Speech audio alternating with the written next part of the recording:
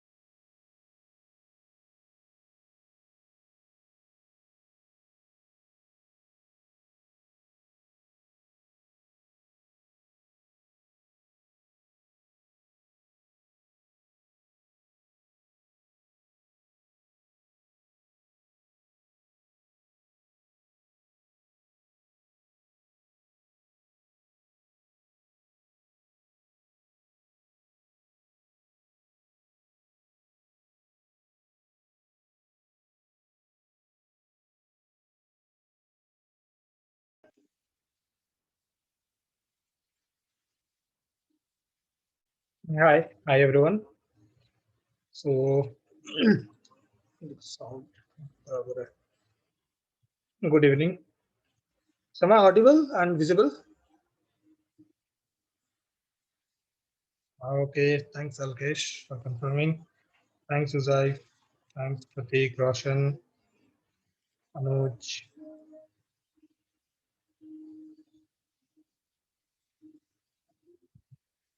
Good evening, Rishabh. Thanks, Rupak.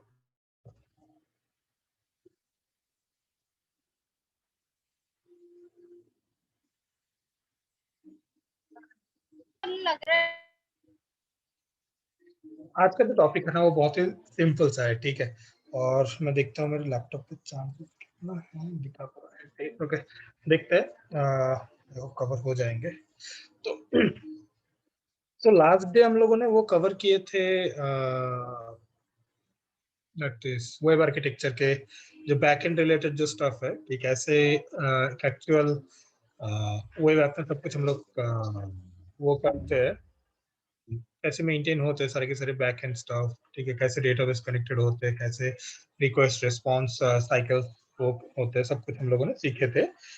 तो first thing is कि उसमें किस किस को डाउट्स है कुछ। तो अगर डाउट है तो डेफिनेटली क्लियर कर लेते हैं आज। अब मैं पीपीटी भी बना रहा हूँ, जिसका जो भी डाउट्स है। ओ भाई, तो मैं पहले रिकॉर्डिंग, अच्छा रिकॉर्डिंग ऑन है ऑलरेडी। ओके, तो जिसका जो भी डाउट है तो चाहो तो ऑडियो वीडियो ऑन करके भी क्वेश्चन पूछ सकते हो, और अगर चाहो तो मैसेज भी टाइप करके लिख सकते हो। सो टू यू। ओके।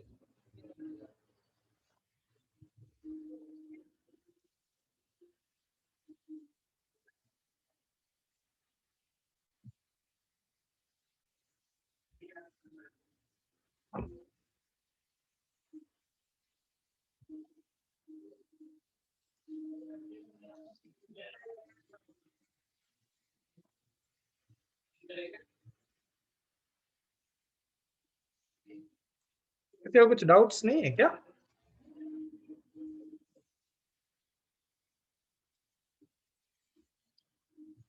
तो एक काम करते हैं, झट से जो जो लास्ट डे का हम लोग जो जो चीजें स्टडी किए थे, तो वो एक बार झट से रिकैप हेलो देख लेते हैं। हाँ, यस हेलो यस, सर।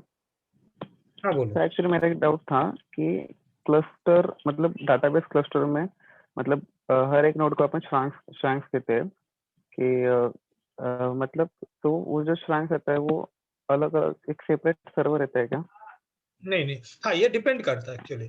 सो अगर आपका डेटाबेस उस लेवल, अगर आपका जो डेटाबेस क्लस्टर वाला पार्ट है, अगर उसका आपको उतना बड़ा बनाना है, तो डेफिनेटली छोटे छोटे छोटे अलग अलग सर्वर में वो उसको फिट करते हैं और वो एक नेटवर्क के थ्रू कनेक्टेड रहते हैं।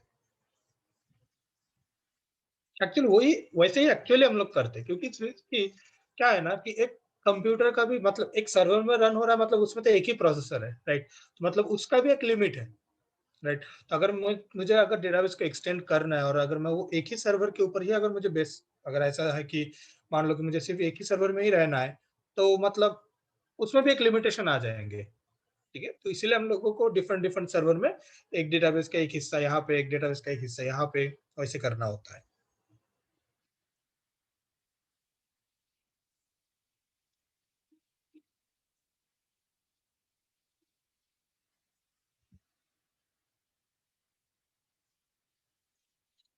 तो स्टार्ट करने के पहले मैं झट से लास्ट डे का जो टॉपिक था एक बार बहुत बहुत ही क्विकली मैं रिकैप कर लेता हूँ।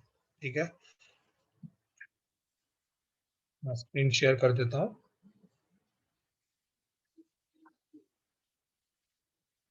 आई होप मेरा स्क्रीन विजिबल है। तो तो ये जो है, ये फर्स्ट हम लोग डिस्कस किए थे रिक्वेस्ट रिस्पॉन्स साइकिल। रिक्वेस्ट का मतलब क्या है, जो हमारे ब्राउजर, जो हम लोग देख रहे हैं कि ब्राउजर में जो इमेज वगैरह जो भी लोड हो रहा है, तो उसके लिए वो ब्राउजर में कैसे आएंगे, तो उसके लिए क्या होता है ना, वो एक रिक्वेस्ट भेजते हैं उस सर्वर को कि भाई मुझे वो इमेज दो, मुझे दिखाने हैं। और उसके सबसे पहले क्या होता है, मुझे इस पेज का स्ट्रक्चर क्या है वो मुझे दो।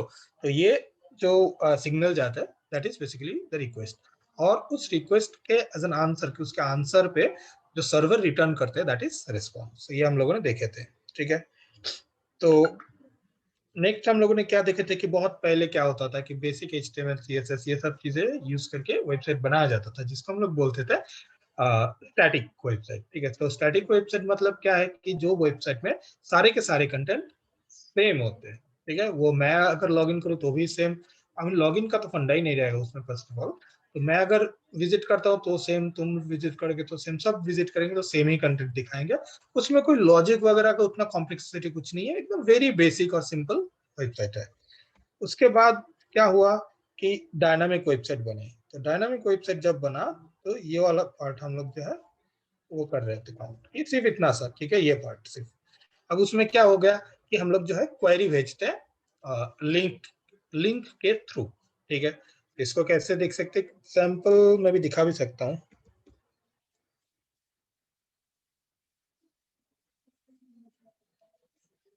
मैं यहाँ पे जो सर्च कर रहा हूँ वो सर्च करने की कुछ कोई जरूरत नहीं है। ठीक है, क्या सर्च कर रहा हूँ वो भी जरूरत नहीं है जानने के लिए।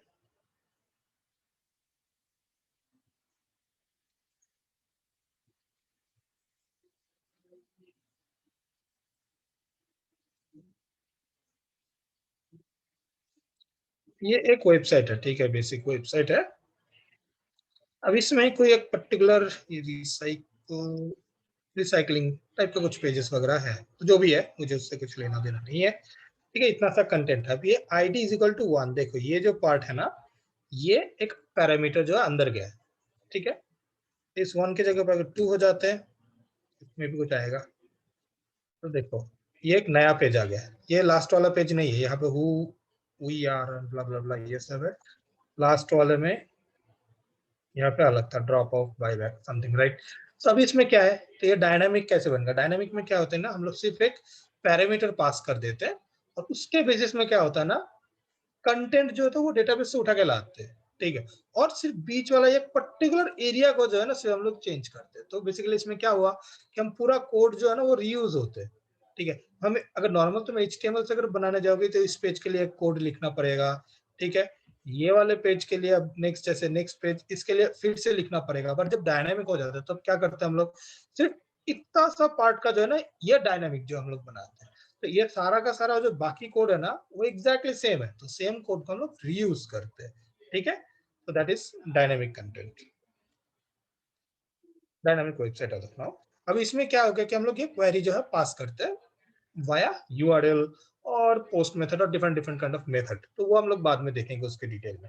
अब इसमें और एक चीज क्या आ गया कि कैशे। तो कैशे क्या होता है कि यहाँ पे वेबसाइट में कुछ कुछ कंटेंट है, मान लो semi dynamic kind of content बोल सकते हो या स्टैटिक कंटेंट भी बोल सकते हो। ठीक है, अब मेनली सेमी डायनामिक को ही वो कैशे में किया जाता है। कैशे क्या होता है मेनली, देखो अभी मान लो वो जो मैंने वेबसाइट एक दिखा था उसमें जो क्या है कि ऊपर के जो बार वगैरह है लेफ्ट, तो वैसे कुछ था नहीं। तो ये जो डिजाइन है, ठीक है, जब भी मैं खोल रहा हूँ तो पूरा डिजाइन क्या हो रहा है मेरे ब्राउजर में पे आ रहा है, राइट।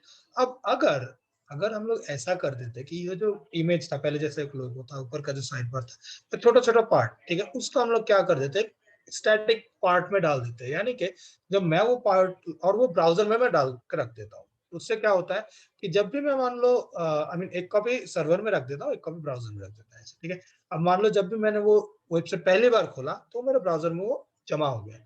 अब नेक्स्ट टाइम से जब भी मैं वो वेबसाइट खोल रहा हूँ तो ये कंटेंट तो सेम ही रहेंगे, तो उससे कुछ प्रॉब्लम नहीं होगा। तो वो वाला पार्ट जो झट से ब्राउजर से ही वो लोड हो जाता है, ठीक है। और बीच वाला पार्ट जो है वो वाला पार्ट बैकग्राउंड पे वो डेटाबेस से डेटा उठ के लाते हैं, ठीक है। तो ऐसे जो है उसको कैशे लगाया जाता है। बट जो वेबसाइट हम लोगों ने खोला उसमें वैसा कुछ था नहीं, इसलिए वो ज्यादा टाइम ले रहा था। ये क्या कैश है। अब इसके बाद अब हमें दिमाग में क्या आया कि हमें जो है चीजों को स्केल करना है, क्योंकि एक वेबसाइट ये तो बेसिकली मान लो एक सर्वर में ही रन हो रहा है, ठीक है। अब एक सर्वर में रन हो रहा मतलब कि उसका एक लिमिट है कि ट्रैफिक को मैक्स टू मैक्स इतना तक ही ले पाएंगे ऐसा।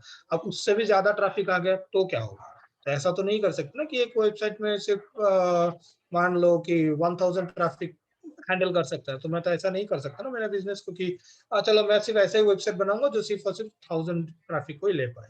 तो इसीलिए हम लोगों ने क्या कर दिया था कि इसको स्केल किए। स्केल कैसे किए, ऐसे बहुत सारे ऐसे जो है कॉपी बनाया, ठीक है। और कॉपी जो है इसको एक लोड बैलेंसर के थ्रू भेजा। तो लोड बैलेंसर का काम क्या है, ट्रैफिक जो है ट्रैफिक को प्रॉपर्ली डिस्ट्रीब्यूट कर देना सारे के सारे इंस्टेंस में। इंस्टेंस मींस वो सर्वर, ये एक सर्वर इंस्टेंस, ये एक डेटाबेस इंस्टेंस, ऐसा, ठीक है। सारे के सारे इंस्टेंस में ऐसे पास कर देना।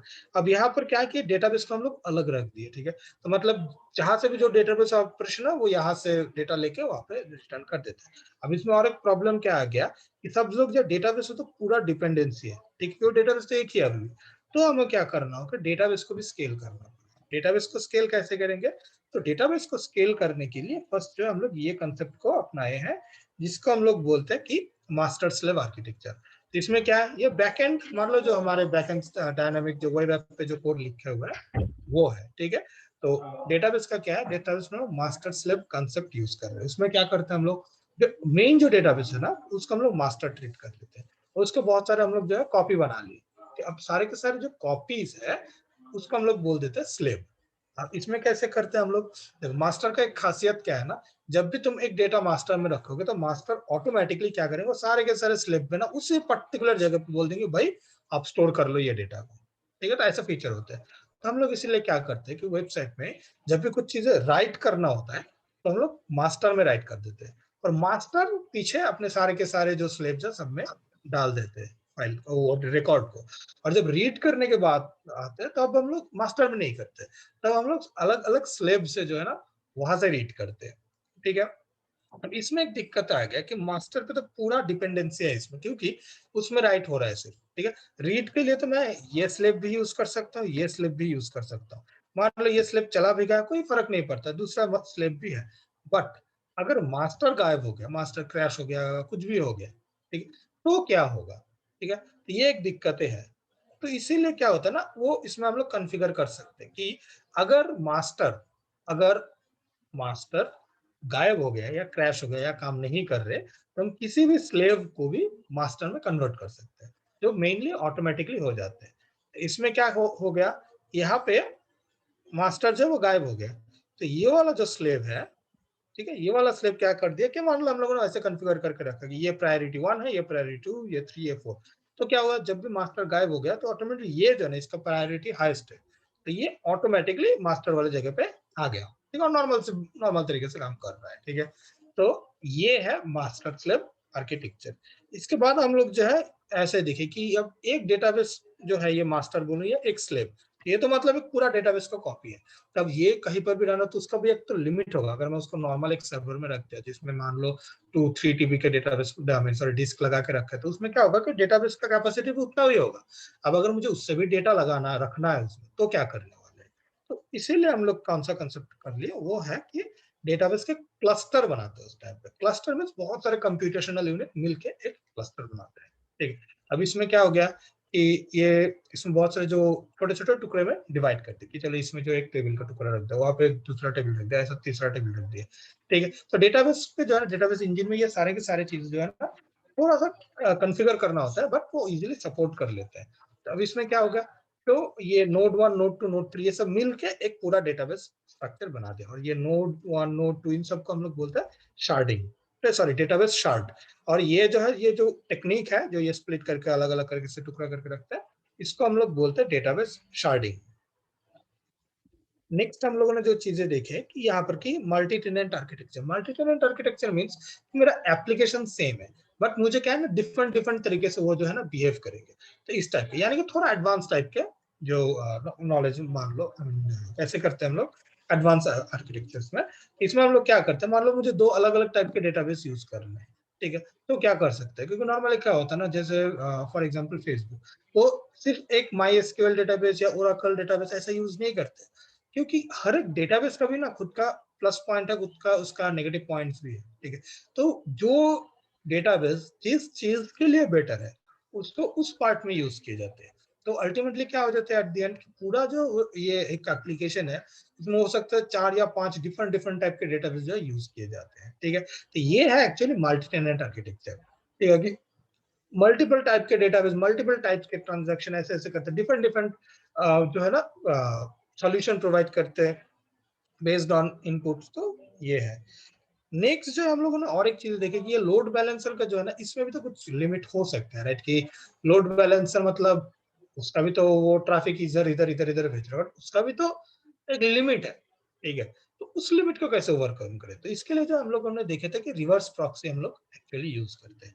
तो रिवर्स प्रॉक्सी का काम क्या है कि नॉर्मली क्या होता है ना, एक वेबसाइट में एक ही जो है वो आईपी हो सकते हैं, ठीक है, ऐसा जो है वो होते हैं नॉर्मली, ठीक है, क्योंकि एक ही मशीन का तो एक ही आईपी होगा ना। अब एक मशीन पे वहां पे वो रन हो रहा है हमारा एप्लीकेशन, उसका एक आईपी है, और एक मशीन है उस पर अलग आईपी। अब जब 10 जो है मेरा मशीन है और मेरा इसमें वेब ऐप मेरा चल रहा है, ठीक है। अब बात यह है कि अगर मैंने रिक्वेस्ट भेजा तो कौन से वाला आईपी पे हो जाएगा, ठीक है।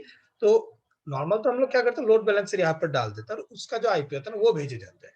तो वो अब यहाँ पर आएगा, लोड बैलेंसर कैलकुलेट किया क्या कौन खा लिया, उस वहां से डेटा ले रिटर्न कर दिया, ऐसे करते हैं, ठीक है। बट इसके भी अगर मैं नीचे डाल देता हूँ तो उसके भी ऊपर क्या होगा, तो उसके ऊपर क्या है कि तुम्हारे वो रिवर्स प्रॉक्सी होते हैं। इसका काम क्या है कि यहाँ पर एक लोड बैलेंसर पूरा क्लस्टर वस्टर लेके एकदम पूरा एकदम अच्छा खासा बड़ा एक सर्वर का वो है, यहाँ पे और एक है, यहाँ पे और एक है, ऐसे ऐसे, ठीक है। तो अभी इसमें क्या हो गया कि रिवर्स प्रॉक्सी का काम है कि बहुत ही सिंपल, किसी ने उसको रिक्वेस्ट भेजा, लेट्स से abcd.com जो रिवर्स प्रॉक्सी में है, तो वो देखेगा अच्छा आप कौन से लोकेशन से, अच्छा आप इस लोकेशन से हो ना, तो मतलब आपको ये वाले सर्वर जो है ना सबसे जल्दी से आपको सर्व कर पाएंगे, ठीक है। तो वो क्या करते हैं सीधा उस कनेक्शन को उसके साथ कनेक्ट करके देते हैं, तो उसके बाद नेक्स्ट से जो है ना उसके साथ ही सिर्फ कम्युनिकेशन होता रहता है, वो बीच में रहता नहीं है, ठीक है। इस टाइप से वो काम करता है। इसके साथ हम लोग और एक चीज देखे थे जो है फॉरवर्ड प्रॉक्सी, ठीक है। फॉरवर्ड प्रॉक्सी क्या होता है, जो इंटरनेट पे घुसने के पहले जो रहते हैं, ठीक है। अब ये क्या हो सकता है, जैसे डिफरेंट डिफरेंट काइंड ऑफ अगर किसी ने वो गूगल साइन इन वगैरह किए है तो दिखेंगे कि गूगल के जो ना उसके थ्रू होके फिर अंदर जाते हैं, जिससे क्या होता है ना गूगल को पता रहता नहीं भाई आप प्रॉपर बंदा हो, ठीक है। तो जिसके अंदर फॉर एग्जांपल अगर बैंक बैंक में अगर देखोगे तो उसमें हम लोग बोलते हैं कि इंट्रानेट है, बट मतलब क्या है, वहां पे जो है ना वहां पे जो मशीन भी है ना वो डायरेक्टली google.com या ऐसे जो है साइट नहीं खोल सकते, क्यों, जब भी खोलने जाते तो अटक देते हैं, क्यों, कि वहां पे वो फॉरवर्ड प्रॉक्सी लगा हुआ है। ठीक है, कौन सा ट्रैफिक अंदर जाएंगे या बाहर जाएंगे उस जगह पे वो बैठे रहते हैं। ठीक है, तो ये हो गया फॉरवर्ड प्रॉक्सी।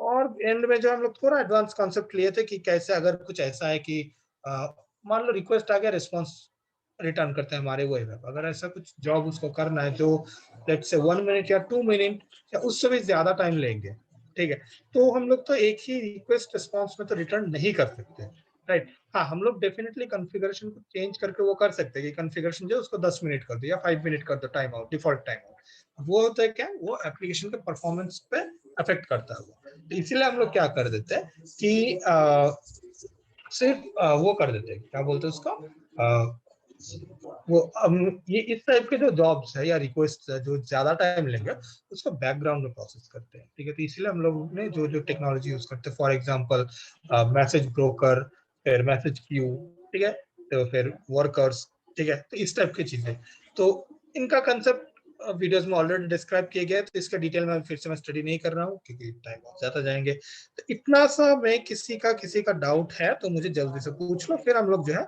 आज का जो टॉपिक है तो बहुत ही सिंपल सा टॉपिक है वो कवर करने वाले हैं। ओके अनुज, तुम्हारा कोई डाउट नहीं है, थैंक्स। किसी और का कुछ डाउट, किस कोई, हाँ बोलो। Hello sir. हाँ बोलो। सर मैसेज क्यू में मतलब जो आप अगर अपन कोई वीडियो अपलोड कर रहे हैं यूट्यूब पे और तो उसके तो मैसेज आते हैं कि 30%, 20%। ब्रेक कर रहा है, वेट वेट वेट, मैं ईयरफोन्स लगा लेता हूँ, सुनाई नहीं दे रहा।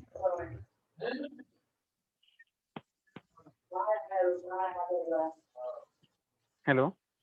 हाँ, जस्ट मिनट।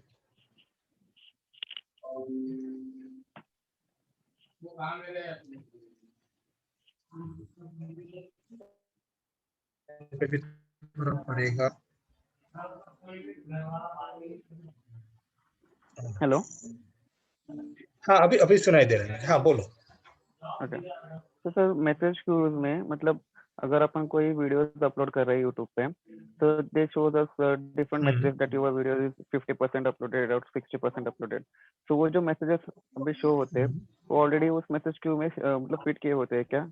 मतलब वो एक क्यू रहती है क्या सभी मैसेजेस की जो अपन शो होने वाले हैं? ओके, तो ये जो फंडा है ना वो कैसे काम करता है मैं फिर से बता देता हूँ। ठीक है, पहला जो है वो है मैसेज ब्रोकर, जो सबसे पहले है उसका काम क्या है कि लेना कि भाई क्या क्या काम करना है, दैट्स इट। ओके, अब ये लेने के बाद ना उसमें जो हम लोग कॉन्फ़िगर करके रखते हैं मैसेज क्यूज को, क्यू का मतलब क्या है, क्यू तो मालूम होगा, मे बी अगर तुम सीएस से आईटी से हो तो मालूम होगा क्यू स्टैक वो सब चीजें, ठीक है। तो बेसिकली एक मात्र ऐसा जो है ना एक लाइन है, ठीक है, तो वो क्या कर देता है कि पहले रिक्वेस्ट से उसको पता चला कि भाई ये एक वीडियो जो अपलोड हुआ है वो वाले लोकेशन में, उसमें ये टास्क करना है, ठीक है, ये है यूजर आईडी, ये है वो, तो ये सब इन्फॉर्मेशन उसको दे दी। तो वो क्या किया, उस इन्फॉर्मेशन लिए एक बॉक्स बना दिया और जो लाइन पे रख दिया, ठीक है। नेक्स्ट जो भी आया वो कर दिया, बॉक्स बना कर रख दिया और उसको बोल दिया, जिस रिक्वेस्ट ने उसको बोला था ये काम करने के उसको बोल दिया कि भाई ये रहा आपका जॉब आईडी यानी कि क्यू नंबर। जैसे आप लोग कभी ऑर्डर वर्डर दे दो तो आपको क्यू का वो नंबर मिलता है, राइट, तो सेम उस तरह का एक नंबर उसको दे देते कि हाँ ये रहा आपका क्यू नंबर। तो अगर आपको कुछ जानना है कि मैं कितना काम कर चुका हूँ या कितना क्या है मेरा स्टेटस, अब बस इस नंबर पे बोल देना, इस नंबर बोलना मेरे पास आके, बस ये नंबर बोल देना, मैं बोल दूंगा, ठीक है। ये पार्ट किया। अब क्यू का, अब ब्रोकर का काम क्या है, सबसे चल रहा है, वो देख रहा है कि उसका जिम्मेदारी क्या है। उसके नीचे बहुत सारे जो है आई मीन वो तो एक क्यू ऐसे बना के रखा है, ठीक है। अब उसको दिख रहा है कि बहुत सारे वर्कर्स जो है ये काम कर रहे हैं, ठीक है, कि वो कंटिन्यूसली देख रहा है कि हाँ तेरा काम हो गया, हाँ खाली हो गया तो चल भाई तू ये फिर से काम कर ले, वो बॉक्स दे दिया उसको, ठीक है। और वो क्या करते हैं, वो कंटिन्यूसली मॉनिटर करते रहते हैं। अब क्या हुआ कि जब भी वो आते हैं फिर से कोई रिक्वेस्ट मान लो आया, ठीक है, बोले ये रहा मेरा क्यू नंबर, स्टेटस बोलो। तो वो क्या करते कि अच्छा ये नंबर, ठीक है, ये कौन सा वर्कर, हाँ भाई स्टेटस क्या है बोलो। वो कुछ रिटर्न कर दिया कि हाँ ये है, ओके, तो वो रिटर्न कर दिया हाँ भाई आपका स्टेटस ये है, ठीक है। तो इसमें क्या होता है, मेनली दो चीजें काम करते हैं। एक है जब वीडियोस अपने अपलोड कर दिया वो वाला पार्ट तो खत्म, और वो क्या किया, एक वो रिटर्न किए, ठीक है, एक क्यू नंबर जैसे कुछ तो रिटर्न किए, ठीक है। अब वो ब्राउजर को तुम्हें मिल गया, अब ब्राउजर क्या करते हैं, हर थोड़ी देर के बाद आपके ब्राउजर के पीछे से जो मैं आज दिखाने वाला हूँ चीज है कि वो एक रिक्वेस्ट भेजते हैं कि ये रहा क्यू नंबर, स्टेटस बोलो, ठीक है। और पीछे से उसको मिल जाता है हाँ भाई ये रहा इसका स्टेटस, तो वो दिखा देते हैं। ठीक है, तो हमें लगता है कि हाँ रियल टाइम पे ही चल रहा है सब कुछ। ठीक है, got it. Yes sir. Okay, thanks. तो अभी जो है ना आज का जो चीज है हम वो स्टडी करते हैं, जो बहुत ही छोटा है। तो यहाँ पे हम लोग जो है देखने वाले हैं कि ये दो पीपीटी दिख रहा होगा। इसमें हम लोग जो देखेंगे ना कि लास्ट डे हम लोग जो ये देखे ना पूरा इवेल्युएशन ऑफ बैकएंड है। ठीक है, आज हम लोग जो देखने वाले हैं कि ऐसे जो ब्राउजर वाले पार्ट में जो है, ठीक है, उसमें कैसे क्या क्या प्रॉब्लम आए थे, उसमें कैसे कैसे हम लोग जो है वो इम्प्रूवमेंट किए। ठीक है, ये सारी चीजें देखेंगे। और ये सारे के सारे जो चेंजेस है ये मेनली 2011 और 12 से ही स्टार्ट हुए। इसके पहले इतना सारा कंसेप्ट था ही नहीं। ठीक है, मार्केट में मतलब फ्रंट एंड मतलब तो यही है, ऐसे ऐसे ट्रीट किए जाते थे। ठीक है, पहले जो है मैं यहाँ पे ना अलग अलग एज मैंने बोल रहा हूँ। एज मतलब बहुत पुराने जमाना, उसके बाद नेक्स्ट ये एज आया, ये एरा आया, इस टाइप से। ठीक है, पहले जो था सिर्फ और सिर्फ HTML एंड CSS। अब जब एकदम शुरू में जब वो हुआ कि जब इंटरनेट जो है ये शुरू हुआ, तो जब इंटरनेट शुरू हुआ तो उस टाइम पे क्या हुआ था कि वेब पेज वगैरह वो कैसे बनेंगे, तो वहां पर ठीक हुआ कि चलो सिर्फ और सिर्फ HTML और CSS रहेंगे। HTML मतलब जो मेनली स्ट्रक्चर्स बताएंगे, स्ट्रक्चर्स इन द सेंस एक टेक्स्ट रहेगा, एक इमेज रहेगा, एक ये रहेगा वो रहेगा, इस टाइप के चीजें। और CSS किस काम के लिए, क्योंकि देखो सिर्फ ब्लैक एंड व्हाइट वेबसाइट से तो काम नहीं चलने वाले, राइट। तो हम लोग क्या करेंगे, उसको जो है कलरफुल बनाना, उसका स्टाइलिंग वगैरह मेंटेन करना है। तो उसके लिए क्या हुआ, ये CSS की जरूरत पड़ी। CSS कहाँ कहाँ पे यूज हो रहा है कि ये जो टेक्स्ट है, इस टेक्स्ट का फॉन्ट इस टाइप से होगा, इस टेक्स्ट का साइज इतना होगा, इस टेक्स्ट का बैकग्राउंड कलर ये होगा, इस टेक्स्ट का कलर ये होगा। ठीक है, इस टाइप के सारे चीजें जो है वो CSS जो है करते हैं। ठीक है, ये हो गया सबसे पहला स्टेज है। अब इसके बाद क्या आ गया, CSS स्टैंडर्ड। अब CSS को स्टैंडर्ड किया, मतलब अब देखो एकदम शुरू में क्या हो कि कुछ ही ब्राउजर थे। First of all internet explorer आया मार्केट में, फिर एक था नेटस्केप नेविगेटर, इस नाम से एक था जो बहुत ही पॉपुलर था। तो ऐसे दो चार जो है ब्राउजर है। अब CSS का जो है ना उसका कुछ प्रॉपर स्टैंडर्ड नहीं था। फॉर एग्जाम्पल इंटरनेट एक्सप्लोरर बोल के बैठे नहीं, ऐसे आप बैकग्राउंड कलर डिफाइन करो ना तो आपको ऐसे लिखना होगा। कुछ और वो ब्राउजर बोलते कि नहीं, बैकग्राउंड कलर जो ऐसे लिखना होगा तो होगा। अब डेवलपर्स का प्रॉब्लम क्या है कि मुझे अगर उसको थोड़ी मालूम है कि क्या बोलते हैं इसको, जो यूजर है वो इंटरनेट एक्सप्लोरर यूज करने वाला या नेटस्केप नेविगेटर यूज करने वाला है। तो ये सब बहुत प्रॉब्लम आ गया। तो क्या हुआ, एक बेसिक एक स्टैंडर्ड सेट किए गए। ठीक है, कि ऐसे ही CSS को लिखना चाहिए, बैकग्राउंड कलर तो मतलब ये ही डिक्लेयर करो। अगर कुछ ऐसा है कि नहीं उसमें बहुत ज्यादा डिपेंडेंस है तो बोले हाँ ऐसे भी डिक्लेयर कर सकते हो, ऐसे भी डिक्लेयर कर सकते हो। ठीक है, तो उसको एक स्टैंडर्ड बना दिए गए। ठीक है, जो सारे के सारे ब्राउजर फॉलो किए। नेक्स्ट में क्या है, जावास्क्रिप्ट एज। अब जावास्क्रिप्ट एज क्या है, अब देखो छोटा मोटा कुछ लेट से चीजें करने हैं। फॉर एग्जाम्पल तुम्हारे ब्राउजर है, ब्राउजर के बीच में एक बटन है। अब बटन में जब भी क्लिक किया तो बोल देंगे कि हेलो गुड मॉर्निंग, ये इस टाइप का चीज है। अब HTML CSS इसमें कोई प्रोग्रामिंग जो है वो सपोर्ट नहीं करता। ठीक है, क्योंकि वो स्टैटिक कंटेंट ही है सिर्फ। तो हमें जो है एक प्रोग्रामिंग लैंग्वेज का भी जो है जरूरत हुआ। ठीक है, प्रोग्रामिंग लैंग्वेज की जरूरत है जिससे हम ब्राउजर पे या क्लाइंट साइड वाला पार्ट जिसको हम लोग बोल रहे हैं अभी, उसमें कोडिंग कर पाए। ठीक है, तो ये जब रिक्वायरमेंट था तब ये जावास्क्रिप्ट जावास्क्रिप्ट लाइन वर्ड कैसे बन गया अभी। ये जो है कि ये जावास्क्रिप्ट जो है ये प्रोग्रामिंग लैंग्वेज आया। अब एक फन फैक्ट मैं बता देता हूँ, ये जावास्क्रिप्ट लैंग्वेज जो है ये सिर्फ 10 दिन में बनाया गया था इस प्रोग्रामिंग लैंग्वेज को। ठीक है, ये जो उसका जो इन्वेंटर है उसने देखा कि हाँ प्रोग्रामिंग लैंग्वेज का एक जरूरत है, तो इसीलिए उसने क्या किया कि झट से 10 दिन के अंदर एक बेसिक प्रोग्रामिंग लैंग्वेज बना के दे दिया। ठीक है, और वो ग्लोबल वो कर दिया कि हाँ ये लैंग्वेज को जो है हम लोग ब्राउजर लेवल पे यूज कर सकते हैं। अब जावास्क्रिप्ट का काम क्या क्या है, फॉर एग्जाम्पल एक बटन में क्लिक किए तो क्या होंगे, या मान लो तुम्हें ऐसा करना है, एक बटन में क्लिक किए तो एक टेक्स्ट जो है उसका साइज बड़ा हो जाएगा। ठीक है, तो इस टाइप की चीजें। फिर मान लो तुमने क्लिक किया तो एक पर्टिकुलर आइटम डिलीट हो जाएंगे, या क्लिक किया तो एक दो बटन आ जाएंगे। इस टाइप के छोटे छोटे इजी इजी काम। ठीक है, तो इसके लिए जो जावास्क्रिप्ट आए। अब इसमें एक और एक इंटरेस्टिंग फैक्ट है जो है कि ये जावास्क्रिप्ट का जो नाम है, क्योंकि ये जावास्क्रिप्ट क्यों है। ठीक है, वैसे ये सब इंटरव्यू में नहीं पूछना है ना, बस मैं ऐसे ही फन फैक्ट बता रहा हूँ, ठीक है। तो जावास्क्रिप्ट का जो एक्चुअल नाम है वो है ECMAScript, ठीक है। अब बात है फिर ECMAScript जावास्क्रिप्ट डिफरेंस क्या है। एक्चुअली बात यह है कि उसमें कोई डिफरेंस नहीं है। तो एक्चुअली ये था कि उस जमाने में जावा सिर्फ और सिर्फ वही एक लैंग्वेज था जो सबसे ज्यादा पॉपुलर थे और स्टैंडर्ड थे, ठीक है। अब जावास्क्रिप्ट, अब देखो कोई भी प्रोग्रामिंग लैंग्वेज में अगर डेवलपर इंटरेस्टेड नहीं है, अगर उसमें दिन के दिन काम कम करते हैं या फिर उसमें काम ही नहीं करना चाहते ज्यादा, तो अल्टीमेटली उस प्रोग्रामिंग लैंग्वेज जो है मार्केट से हट जाते हैं, ठीक है। अब जावास्क्रिप्ट का जो ओनर है वो तो डेफिनेटली ये नहीं चाहेंगे कि भाई उसका जो उसने जो ये इन्वेंशन किया वो वैसे ही चला जाए। तो इसीलिए उसने क्या किया, उसका नाम को जावास्क्रिप्ट डाल दिया, क्योंकि जावा पॉपुलर है और ये काम भी कर गया। बहुत सारे लोगों को लगा जावास्क्रिप्ट मतलब ये जावा टाइप के कुछ होंगे जो स्क्रिप्टिंग वगैरह करने के लिए मे बी यूज होता, तो लोग जो सीखना शुरू कर दिया और जो ये पॉपुलैरिटी इसको मिल गया। और धीरे धीरे 2015 तक उसको दिख गया कि भाई आप जावास्क्रिप्ट जो है किसी पुश करने की जरूरत नहीं है। 2015 में नहीं, उसके भी पहले, ठीक है, कि ये ऑलरेडी अब मैच्योर हो चुके हैं, बहुत ही ज्यादा मैच्योर हो चुका है और बहुत ही ज्यादा पॉपुलैरिटी भी इसको मिल रहा है। तो इसी ने उन लोगों क्या कर दिया, फिर से कभी कभी वो लोग ECMAScript बोलते हैं, कभी कभी वो लोग जावास्क्रिप्ट बोलते हैं। बट उन लोगों ने जो जावास्क्रिप्ट को भी स्टैंडर्ड फिट किया, ठीक है, कि वर्जन, ठीक है, तो वैसे सेट करते कि ये ECMAScript वर्जन 6 है, ठीक है। इसलिए हम लोग बोलते हैं कि जावास्क्रिप्ट के नॉलेज रिक्वायर्ड ब्रैकेट में डाल देते हैं कि ES6, यानी कि ECMAScript 6 उस लेवल तक का उसका आना चाहिए, ES7, ES5, ठीक है। तो ये नए नए वर्जन आते हैं और उस नए नए वर्जन पे जावास्क्रिप्ट से हमें और भी बहुत सारी चीजें करने की जो होता है वो मिल जाते हैं, पावर वगैरह, ठीक है, इस टाइप से मान लो।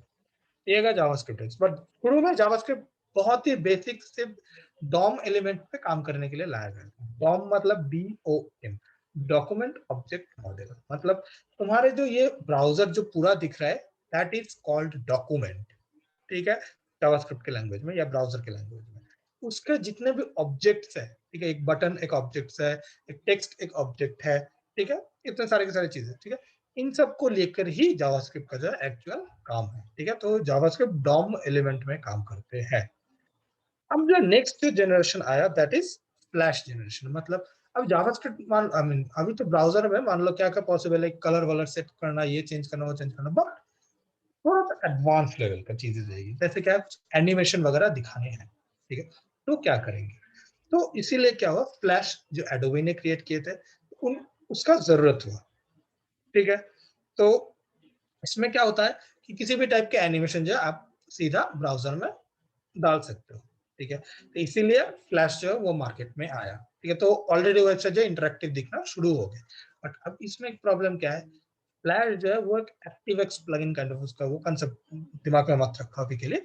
बट ऐसा है कि फ्लैश जो है वो बहुत ही वल्नरेबल है, बहुत ही सिक्योरिटी लूप होल है उसके, ठीक है।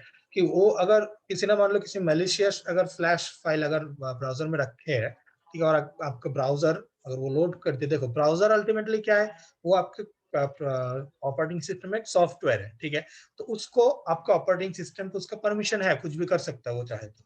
जैसे तुम डाउनलोड करते हो तो मतलब वो डाउनलोड फाइल का परमिशन है, फाइल अपलोड करते हो तो मतलब उसको अपलोड करने का भी ऑप्शन है। तो मतलब ओएस लेवल का बहुत सारा परमिशन इसको है।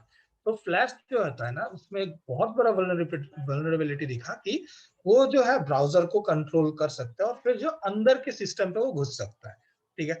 उसको बहुत सारे पैचेस वगैरह लगाए गए, बट एट द एंड जो IEEE स्टैंडर्ड, ठीक है, जो इंटरनेट के स्टैंडर्ड को मेंटेन करता है, उन्होंने बोला कि फ्लैश का सपोर्ट नहीं रखना है। तो ये 2020 पे ही फ्लैश जो है परमानेंटली बंद कर दिया गया है कि कोई भी ब्राउजर जो है फ्लैश का सपोर्ट ना करे, क्योंकि वो इतना वल्नरेबल है कि उसका सब लूप होल बंद भी नहीं किया जा सकता, ठीक है। तो इसलिए हटा दिए गए। बट इसके उल्टे साइड में क्या हो गया हमारा कि ये HTML का भी एक स्टैंडर्ड जो हम बाद में डिस्कस करने वाले, तो बहुत सारी चीजें जो फ्लैश जिसके लिए फ्लैश हम लोग एक्चुअली यूज करते थे, ठीक है, जैसे ऑडियो प्लेयर बनाना या वीडियो प्लेयर बनाना, तो वो सब नेटिवली सपोर्ट हो गए कि ऐसे ही सपोर्ट करेंगे ब्राउजर में, कोई अलग फ्लैश वैश टाइप की कुछ चीजों की जरूरत नहीं है आपको, ठीक है। तो इसीलिए फ्लैश जो है अभी कुछ काम के नहीं है।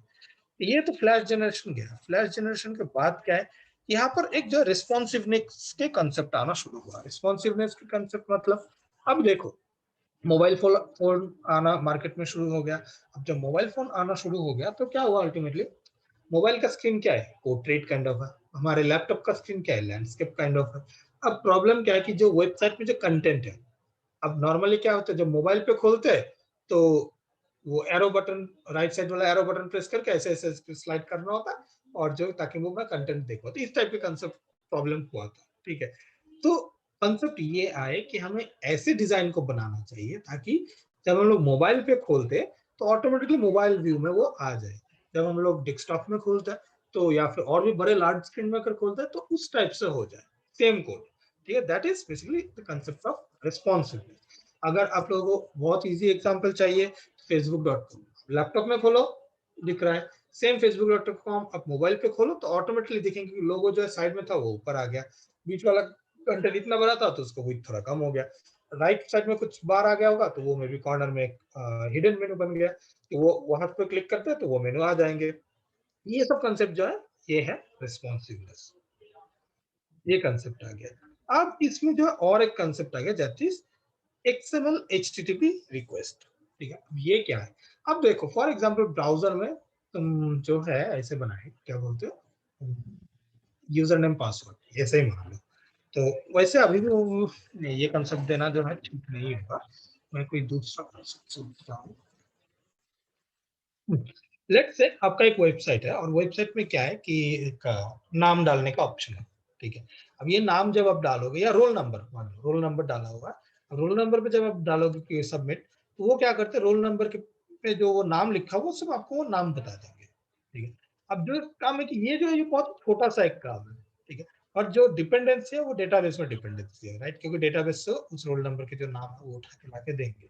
अब इसमें क्या होता है कि बैकएंड में डेफिनेटली मुझे बैकएंड लैंग्वेज का हेल्प लेना पड़ेगा, क्योंकि फ्रंट एंड लैंग्वेज जो है उसको डेटाबेस में एक्सेस नहीं मिलता, वो डायरेक्टली डेटाबेस के साथ कनेक्ट नहीं हो सकता, ठीक है। तो ये तो दिक्कत है। तो एक तो कर सकते हैं हम लोग कि हाँ, नेम जो वो सबमिट कर लिए, सीधा बैकएंड के पास गया, पूरा फिर पेज जो वो लोड हो गया। मेरा काम था सिर्फ और सिर्फ ये नाम को लेना, ठीक है, एक छोटा सा काम है, तो उसके लिए पूरा पेज वगैरह का क्या जरूरत है। तो क्या हुआ ना, हम लोग ये जावास्क्रिप्ट में एक चीज इंक्लूडेड हुआ जिसको हम लोग बोलते हैं XML HTTP रिक्वेस्ट, ठीक है, या एजाक्स। इसका नाम क्या, ये इसका मतलब क्या होता है, ब्राउजर जो है बिहाइंड द सीन जो है ना, पीछे पीछे जो ना वो भेजते जाते हैं, ठीक है। मैं देखता हूँ अगर आप कोई एग्जांपल है तो मैं शेयर करता हूँ, जस्ट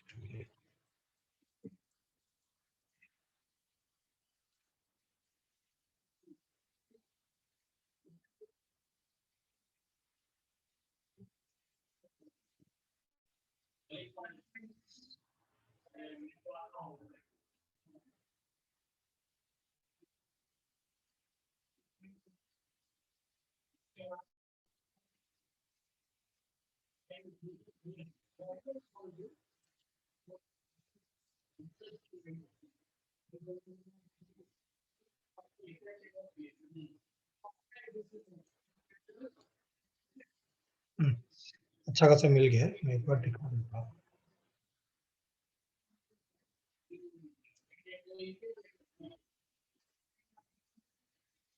सर ना व्हाट इज फ्लैश अल्टरनेटिव, मुझे एक वो मैसेज मिला। एक्चुअली फ्लैश का कोई अल्टरनेटिव की जरूरत ही नहीं है, एक्चुअली फ्लैश का जो एक्चुअल पर्पस था कि कुछ वीडियो को चलाने के लिए, लेट से, ठीक है। तो अभी जो है वो नॉर्मली HTML में जो है ना वो ऑटोमेटिकली सपोर्ट कर लेते हैं, ठीक है। तो इसीलिए जो अभी कोई फ्लैश का जरूरत ही नहीं है, अब नेटिवली सब सपोर्ट कर लेता है। आज मेरा स्क्रीन देखता हूँ क्या शेयर हो गया, मैं फिर से शेयर कर देता हूँ। अभी देखो यहाँ पे जो है ना दिख रहे होंगे, एक यहाँ पर है। अब जब भी एक कोई एक नाम मैं चूज कर लेता हूँ तो देखो ये इंफॉर्मेशन जो है ये आ गया, ठीक है। मेरा पेज लोड हुआ क्या, the answer is no, right. जब भी मैं चेंज किए, अच्छा ये उल्टा क्या, मैं जब चेंज कर दिया, देखो ये चेंज हो गया, बट मेरा पेज लोड नहीं हुआ, ठीक है। अब इसको देखेंगे कैसे, अब इसमें अभी डिटेल में अभी मत जाओ, जो मैं प्रोसेस दिखा रहा हूँ अभी वो हम लोग जब बनाएंगे, हम ये सब जो सब कुछ जो चीज है वो सीखेंगे, ठीक है। तो ये है तुम्हारा डेवलपर टूल्स, इसको भी कैसे यूज करना जो बहुत ही इंपॉर्टेंट स्किल है, सब चीजें हम लोग जो है सीखेंगे, ठीक है। ये नेट अभी के लिए बस इतना मान लो कि ये जो नेटवर्क टैब है इसमें जो है ना पीछे सब कुछ जो क्या क्या चल रहा है वो सब कुछ हम लोग देख सकते हैं। अब देखो ये XHR का मतलब है XML HTTP रिक्वेस्ट, ठीक है। अभी जब भी हम लोग ये चेंज करते हैं ना, तो क्या होता है, ये देखो पीछे उस एक बैकग्राउंड में एक कॉल गया, ठीक है, जहाँ पे जो है ना ये इनपुट जो है वो भेजे गए, ठीक है। अब उसका डिटेल भी यहाँ पर दिखा देंगे।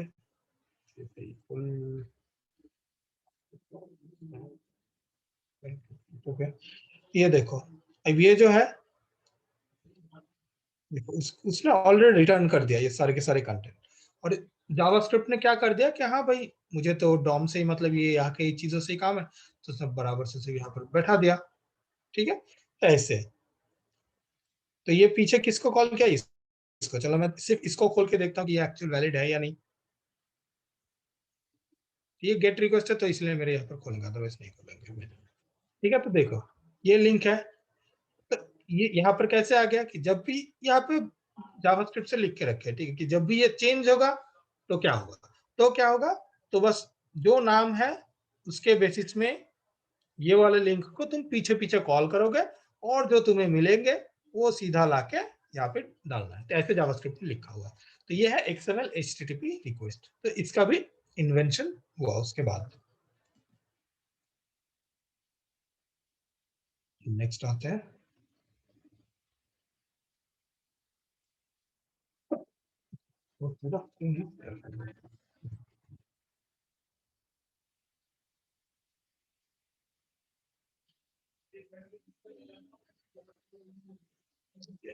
अब XML HTTP रिक्वेस्ट के बाद जो बहुत ही एक इम्पोर्टेंट बात, मेरे लैपटॉप के चार्ज थोड़ा कम हो रहा है, just give me a minute, मैं चार्जर कनेक्ट कर लेता हूँ।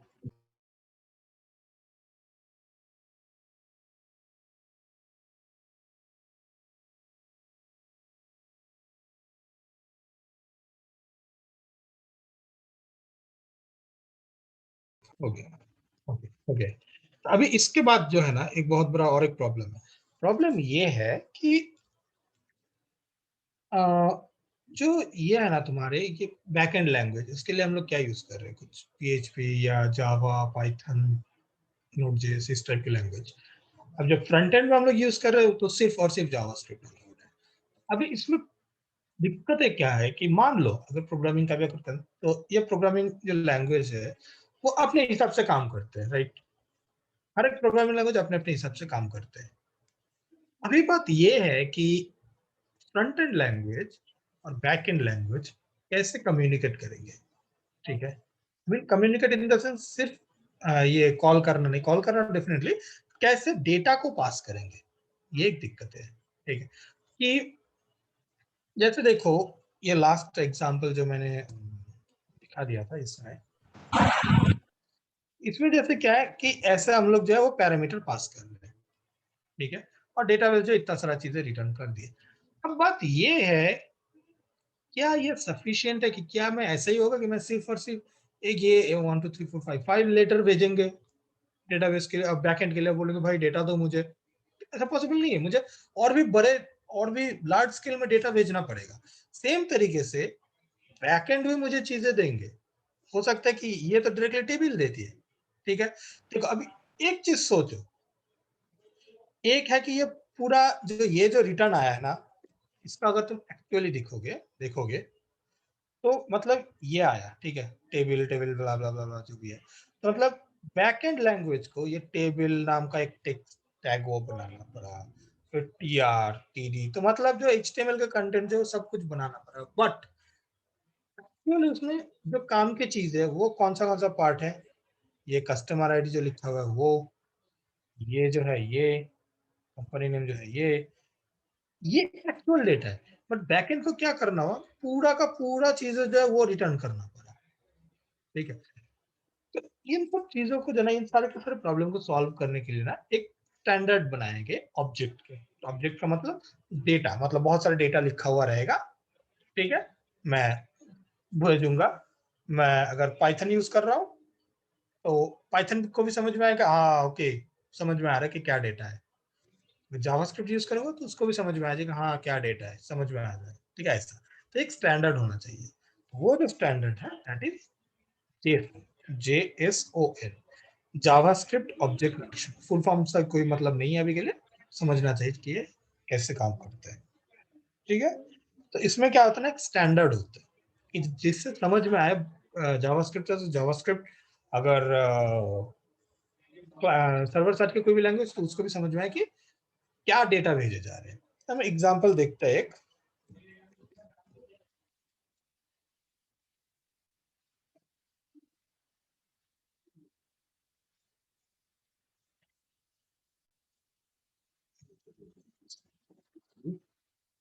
तो कुछ कॉम्प्लेक्स कॉम्प्लेक्स टाइप भी रह सकते हैं, मैंने अभी तक खोले नहीं, खोल के देखे नहीं है अभी तक, तो देखते हैं कैसा है। तो बड़ा वाला ही दे रहा है, ठीक है चलो ये इसको देखते हैं, ये वाला पार्ट। ठीक है, या फिर छोटा मोटा नहीं है क्या, पहले बड़ा वाला से समझाएंगे।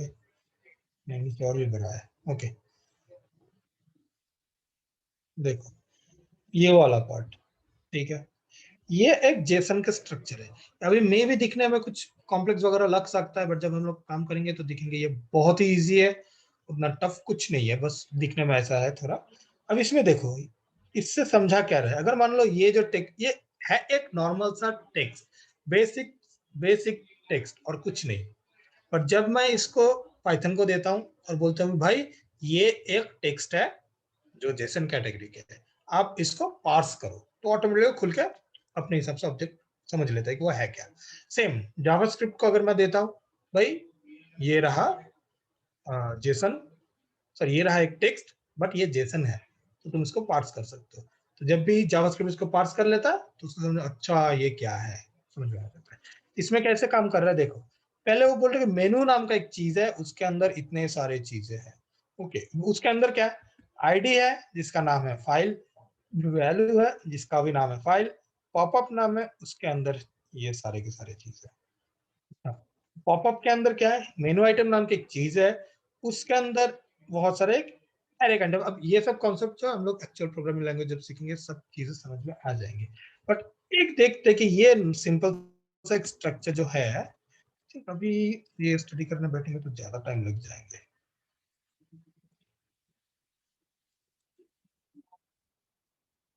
ये देखो जावास्क्रिप्ट को समझा कि मेनू नाम का एक चीज है, अगर मैं इसको खोला, खोलने के बाद उसको दिख गया कि आईडी नाम का एक चीज है और पॉपअप नाम का एक चीज है और वैल्यू नाम का एक चीज है, जो एग्जैक्टली मैंने अभी थोड़ी देर पहले।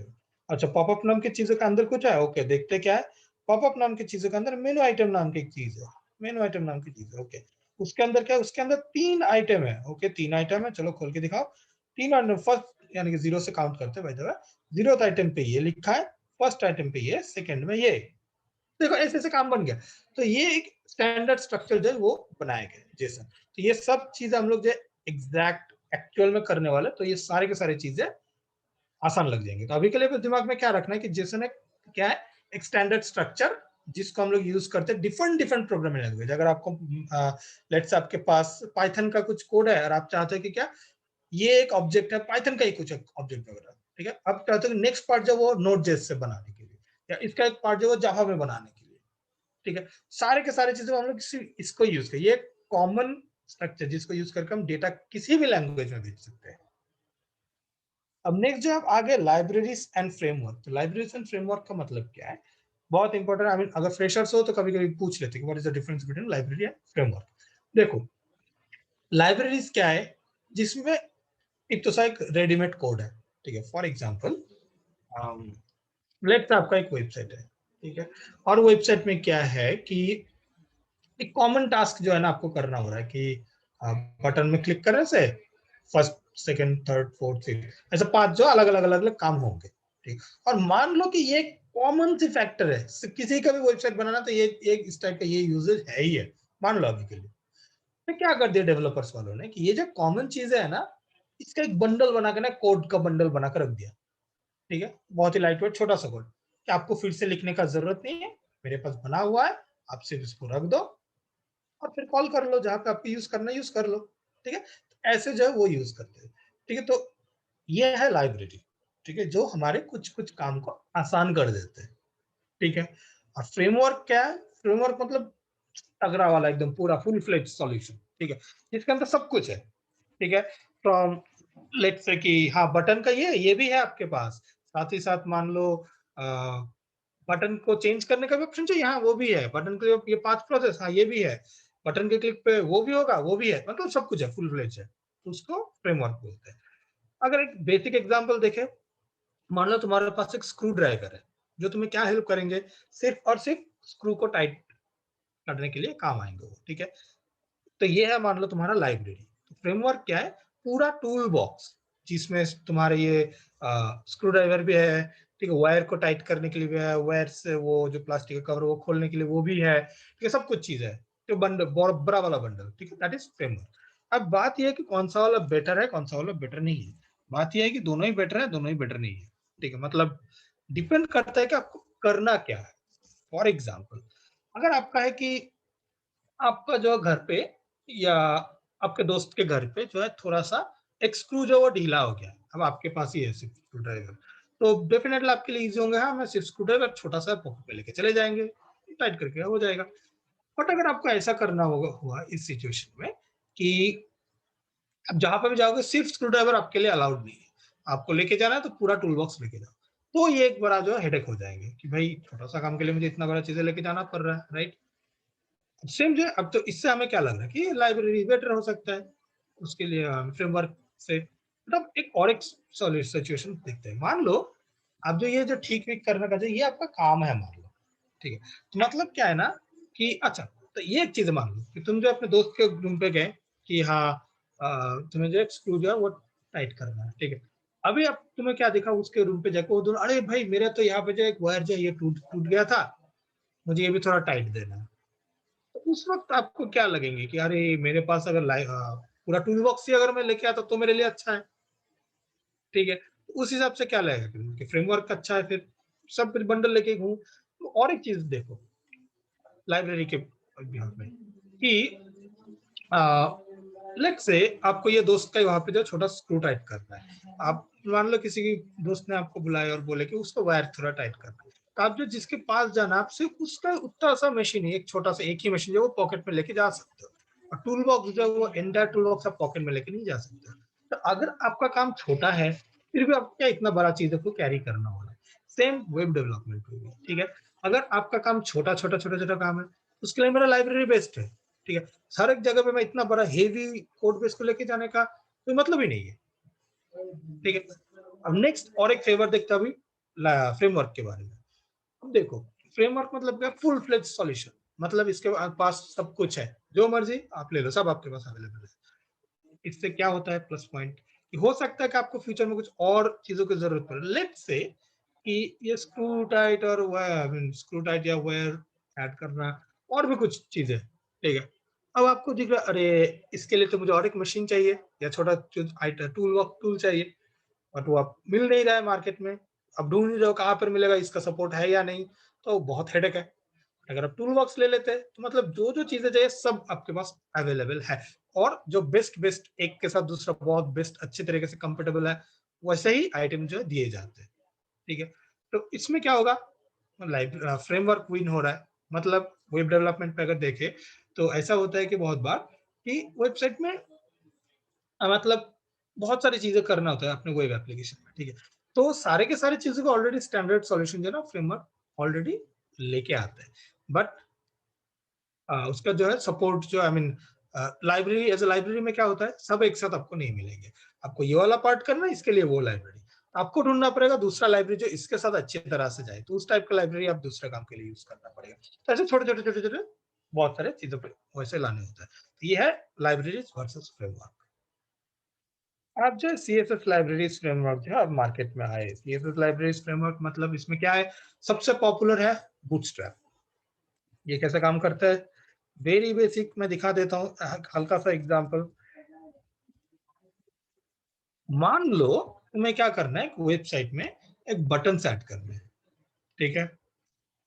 स्टैंडर्ड अगर तुम मान लो बटन अगर तुम्हें बनाने हैं तो बटन का मतलब था ऐसे ना, चलो बटन डिक्लेयर कर दिया हो गया, हाँ वैसे ही होता है वैसे, बट अब उसका स्टाइलिंग के बारे में सोचो। एक बटन में क्या होता है, एक स्टैंडर्ड एक ऊपर कलर होना चाहिए। अब उस कलर मतलब फिर बटन में जो टेक्स्ट रहेगा उसका भी एक कलर होना चाहिए। फिर और भी क्या क्या दिक्कत है कि मान लो बटन पे अगर तुम्हारा कर्सर ऊपर है तो उसको थोड़ा शेड वाला शैडो वाला वो इफेक्ट आना चाहिए ताकि दिखने में अच्छा लगे। और बटन भी ऐसा लगना चाहिए कि ऊपर है थोड़ा, ऐसा नहीं कि लग रहा है पिक्चर वैसा नहीं होना चाहिए। तो बहुत सारे, तो अब इतने सारे स्टाइलिंग अगर आपको लिखना है तो मतलब बहुत सारा जो वो चीज आपको लिखना पड़ेंगे, राइट? उसके सीएसएस वगैरह, स्टाइलिंग वगैरह। तो ये जो है ना आसान कर देता है बूटस्ट्रैप। ये लोग क्या किया, ऑलरेडी वैसे लिख के रखा है, आपको जो वाला डिजाइन चाहिए आप बस वो वाला वर्ड, ठीक है, सिर्फ वर्ड ला के रख दो, यानी कि 5 या 6 कैरेक्टर मैक्स टू मैक्स डाल के रख दो, सारे के सारे स्टाइलिंग बन गया आपका। ये है सीएसएस की लाइब्रेरी। और बूटस्ट्रैप जो है सबसे पॉपुलर है यहाँ पे। एक सिंपल एग्जांपल देख लेते हैं, बटन से ही देख लेते हैं। देखो ये एक बटन है, ठीक है। अब देखो मैं जब कर्सर ले रहा हूँ तो ऑटोमेटिकली उसका कलर डार्क हो रहा है, जब हटा रहा हूँ तो थोड़ा लाइट हो रहा है, और झट से नहीं हो रहा है, एक एनिमेशन के थ्रू धीरे धीरे धीरे धीरे वो हो रहा है। तो एक सुंदर स्टाइल है, ऊपर का कलर भी प्रॉपरली डाला हुआ है, ऐसा सब कुछ है। और मुझे क्या लिखना है, सिर्फ ये वर्ड। इसका भी यूजर जो हम लोग एक्चुअल प्रैक्टिकल में डेफिनेटली सीखने वाले हैं। इतना सा मुझे लिखना है सिर्फ, और पूरा का पूरा वो स्टाइलिंग जो है ना बन जाएंगे, ठीक है। अगर मुझे बड़ा बटन चाहिए, छोटा बटन चाहिए, उसमें लिंक डालने या क्या डालने, सब कुछ। मुझे इस टाइप का बटन चाहिए, लेट्स सी, ये अलग टाइप के बटन, ये भी बहुत सुंदर दिखते हैं, बट इसके लिए क्या करना है मुझे, ये एक वर्ड जो है ये लिखने होते हैं, ठीक है। और इतने सारे डिजाइन ऑटोमेटिकली आ गए, तो मुझे सीएसएस में इतना सारा टाइम स्पेंड करने की जरूरत नहीं है, ठीक है। तो इसलिए बूटस्ट्रैप है। और ये बूटस्ट्रैप ट्विटर वालों ने आई गेस बनाया था, पहले इसको ट्विटर बूटस्ट्रैप बोलते थे, और पूरा बूटस्ट्रैप का डिजाइन जो ये यूज करके बनाया गया, ठीक है। ये होगा सीएसएस लाइब्रेरी। और भी यहाँ पे बहुत सारे, जैसे एंट डिजाइन नाम के एक है, मेटेरियलाइज है, और भी बहुत सारे डिफरेंट। माइक्रोसॉफ्ट का भी खुद का एक है, मेटेरियलाइज आई गेस गूगल वाला है, ठीक है। तो ऐसे ऐसे अपने अपने डिजाइन, बट सबका फंडामेंटल सेम है। अगर तुम्हें एक यूज करना आ गया, धीरे धीरे आप इजिली बाकी सब भी यूज कर पाओगे। ये क्या सीएसएस लाइब्रेरी, या कुछ फ्रेमवर्क बोलते हैं कुछ लोग। अब यहाँ पे जावास्क्रिप्ट का एक लाइब्रेरी आ गया jQuery, जो अभी ज्यादा यूज नहीं करते हम लोग, ठीक है। बट फिर भी बहुत सारी जगह पर बेसिक बेसिक से कुछ चेंजेस अगर चेक था तो वो कर लेता हम लोग जावा, सॉरी jQuery से। jQuery क्या किया, ये भी एक जावास्क्रिप्ट के लाइब्रेरी है, मतलब बहुत सारे कोडों को बंडल कर दिया। पहले क्या होता है कि जावास्क्रिप्ट का एक्चुअल काम जो उसका एरिया जो है वो इट्टू सा था, छोटा सा कुछ काम करने के लिए यूज होता था। तो अब वो यूज करके आप सारे अदर काम भी कर सकते हो, ठीक है। फॉर एग्जाम्पल मान लो ये XML HTTP रिक्वेस्ट का जो हम लोग ने बात की ना, सी वो करने के लिए ना 7 या 8 लाइन जो है ना लिखने होते हैं, ठीक है। और jQuery आके क्या कर दिया कि नहीं, आपको इतना नहीं लिखना है, आप सिर्फ एक लाइन लिखो, ठीक है, सारे के सारे कोड जो मैनेज हो जाएंगे, ठीक है। ये ऐसे जो है वो jQuery मार्केट में है। तो अभी उतना फिलहाल यूज नहीं होता है, क्योंकि अब जावास्क्रिप्ट में ही नेटिवली उतने सारी चीजें आ चुके हैं कि एक लाइन में ही पूरा वो XML HTTP रिक्वेस्ट वाला जो चीज है वो हो जाएंगे। तो और सिर्फ ये नहीं, और भी बहुत सारी चीजें, ठीक है। तो इसलिए इसका मार्केट जा रहे हैं। नहीं, जो मॉडर्न HTML CSS जावास्क्रिप्ट, इसमें वो कैसे हो गया, ओके। तो इसमें क्या है, मॉडर्न HTML मतलब HTML5, जिसमें क्या है, नेटिवली वीडियो सपोर्ट कर लेते हैं, फिर ऑडियो सपोर्ट कर लेते हैं, ये सारे की सारी चीजें जो है ना अब पहले से ही सपोर्ट करते हैं। कुछ फ्लैश या अलग अलग चीजों का जरूरत नहीं होता। पहले जब यूट्यूब था ना, यूट्यूब में जो वीडियो चलता था वो फ्लैश के थ्रू चलता था। तो अगर ब्राउजर में अगर फ्लैश इंस्टॉल्ड नहीं है तो वो बोलते थे प्लीज इंस्टॉल फ्लैश, तब जो है ये तो चला पाएंगे। तो अब जो है वो नहीं होते, क्यों, क्योंकि अब वो नेटिवली सपोर्ट करते हैं। मतलब ऐसे पहले से वो सपोर्टेड है सारे के सारे ब्राउजर में, ठीक है। मॉडर्न सीएसएस में CSS5, उसमें क्या क्या चीजें है कि CSS यूज करके भी आप चाहो तो थोड़ा बहुत एनिमेशन बना सकते हो, डायनामिकली थोड़ा बहुत चीजें वो भी आप बना सकते हो। CSS में भी इतना पावर अप डाले हुए हैं। मॉडर्न जावास्क्रिप्ट मतलब वो ES6 ES7, जिसमें जो वन लाइन यूज करके पूरा एजाक्स कॉल से लेकर सब कुछ कर सकते हो, वन लाइन से लेकर वो बहुत सारी चीजें, ठीक है, जो है ये आ गया मार्केट में। ये जो है मॉडर्न HTML CSS जावास्क्रिप्ट। यहाँ पर एक चीज जो है वो ला देते हैं, जो अरे बाप रे, इतना सारे क्या, अभी भी जल्द से हो जाएगा, टेंशन मत लो, ठीक है। तो इसमें क्या है कि server to client message passing. अब जो पहले वाले एक चीज जो हम लोगों ने देखे ना कि नॉर्मल ये रिक्वेस्ट रेस्पॉन्स साइकिल में जो बैकएंड वाले पार्ट में, उसमें रिक्वेस्ट जब वहां से स्टार्ट होता है तो वो इनिशिएट कौन करता है, वो इनिशिएट करते हैं ब्राउजर, ठीक है। और उसके बदले में सर्वर जो है रिस्पॉन्स देते हैं। तो इसमें क्या सर्वर से डायरेक्टली रिस्पॉन्स नहीं भेज सकते क्या कोई, तो ये एक दिक्कत आ गया था। तो इसलिए server to client message passing का कंसेप्ट आ गया। इसमें क्या होता है, जैसे मान लो दो बंदे चैटिंग कर रहा है, ठीक है। अब जब मेरे साथ मान लो कोई भी एक बंदा, जब मैं चैटिंग करके कुछ मैसेज टाइप कर जब एंटर दबाया, तब भी जाके मेरे दोस्त के वो लैपटॉप में जो है वो मैसेज पॉपअप हो गया थोड़े से टाइम की ड्यूरेशन में, राइट। तो अभी अगर अच्छी तरह से सोचो, मैंने जब वो मैसेज डाला वो गया मेरे सर्वर के पास, और मेरे आई मीन मेरे रिक्वेस्ट क्लाइंट से रिक्वेस्ट गया सर्वर के पास, और मुझे रिस्पॉन्स आ गया हाँ मैसेज डिलीवर्ड। तो उसके उस वो कैसे मेरे जो दोस्त है उसको कैसे पता चला? इसीलिए क्या होता है ना कि वेब सॉकेट, वेब आरटीसी ऐसे अलग अलग टेक्नोलॉजी है वो उसके यूज किए जाते हैं। उसमें हम लोग क्या करते हैं कि इसमें क्या है ना, फर्स्ट टाइम जो आपको ब्राउजर को बोलना है कि हाँ भाई आप चाहो तो मुझे डायरेक्टली मैसेज भेज सकते हो, या आप चाहो तो डायरेक्टली मुझे डेटा भेज सकते हो, वो पहले इनिशिएट कर दिए। उसके बाद क्या होता है, सर्वर जो है ना वो भेजते हैं ये लो डेटा, ये लो डेटा, जब भी मन जाए। तो इसलिए क्या होता है, जब भी मैंने यहाँ पे मेरा क्लाइंट है, तो यहाँ पे मेरा क्लाइंट है, यहाँ पे सर्वर है, यहाँ पे मेरा दोस्त का मशीन। जब मैंने मैसेज भेजा वो यहाँ पर गया, तो यहाँ से एक जो है रिक्वेस्ट मेरे पास वापस है, हाँ भाई हो गया। सर्वर ने तब भी कैलकुलेशन किया, किसको मैसेज भेजने के लिए बोला है क्लाइंट ने, ओके यूजर आईडी नंबर ये, ओके उसका मशीन ये है, भेज दिया मैसेज को, और मेरे यहाँ पे इंस्टेंटली वो पॉपअप आ गया। ठीक है, ऐसे जो है सर्वर टू क्लाइंट मैसेज जो पास किए जाते हैं। नेक्स्ट कंसेप्ट है सीडीएन या कंटेंट डिलीवरी नेटवर्क। अब एक चीज है, देखो हम लोगों ने जो एग्जांपल पे शुरू के पार्ट में एक वेबसाइट खोल लेते हैं, ठीक है, तो वेबसाइट पे हम लोगों को क्या दिखे कि बार बार लोड हो रहा है, तो कैशिंग जो है हम लोगों ने सोचा कि हाँ ये एक अच्छा चीज है। अभी देखिए ये जो लाइब्रेरीज वगैरह का चीजें जो है ना, ये फॉर एग्जांपल ये बूटस्ट्रैप या जेक्वेरी, तो ये सब जो लाइब्रेरीज है ना ये कॉमन है, ठीक है, बहुत लोग यूज करते हैं।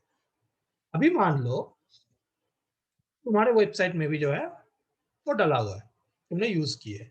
अभी प्रॉब्लम क्या है कि जब कोई नया बंदा फर्स्ट टाइम आएगा, तो उसके ब्राउजर में क्या है, ये बूटस्ट्रैप का जो सीएसएस है या जावास्क्रिप्ट का जो जेक्वेरी लाइब्रेरी है, इन सब का कोड जो ब्राउजर में पहले जाना चाहिए, उसके बाद वेबसाइट जो है लोड होना शुरू होगा। ठीक है, अब बात यह है कि सीडीएन मतलब क्या है कि मैं डायरेक्टली बूटस्ट्रैप या जेक्वेरी, इनका एक है कि मैं वो जो कोड है उनके कोड वो अपने लोकल में लाऊं, और मैं अपने ब्राउजर में इंक्लूड करूं कि हाँ ये ऐसा ऐसा वैसा करके मैं कोड लिखूं। और दूसरा है कि मैं डायरेक्टली में मेरे सर्वर से नहीं, मैं उनके सर्वर से लोड करवाऊंगा। ठीक है, तो वहां पे वो लिंक डाल देते हैं कि ये जो फाइल है ना, मतलब ये जेक्वेरी के जो वो कोड वगैरह या लाइब्रेरी के जो कोड है वो आप उनके सर्वर से लोड कर लो। ठीक है, मतलब इससे फायदा क्या होगा, देखो ये एक कॉमन लाइब्रेरी है, बूटस्ट्रैप बोलो या जेक्वेरी बोलो, ठीक है, तो चांसेस है कि वर्ल्ड की जितने 75% वेबसाइट है सब में ये यूज हुआ है। तो क्या होता है, सब ज्यादातर लोगों ने क्या किया, उनके सर्वर से ही लोड करवाए।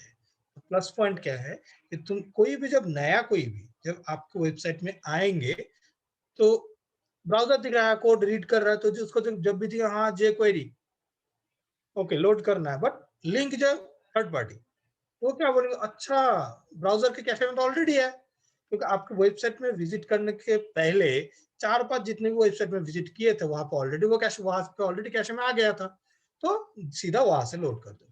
तो क्या है ना, वो 1 सेकंड भी जो लगता है ना उसको लोड करने के लिए वो भी नहीं लगेगा, तो वेबसाइट मेरा फास्ट हो जाता है।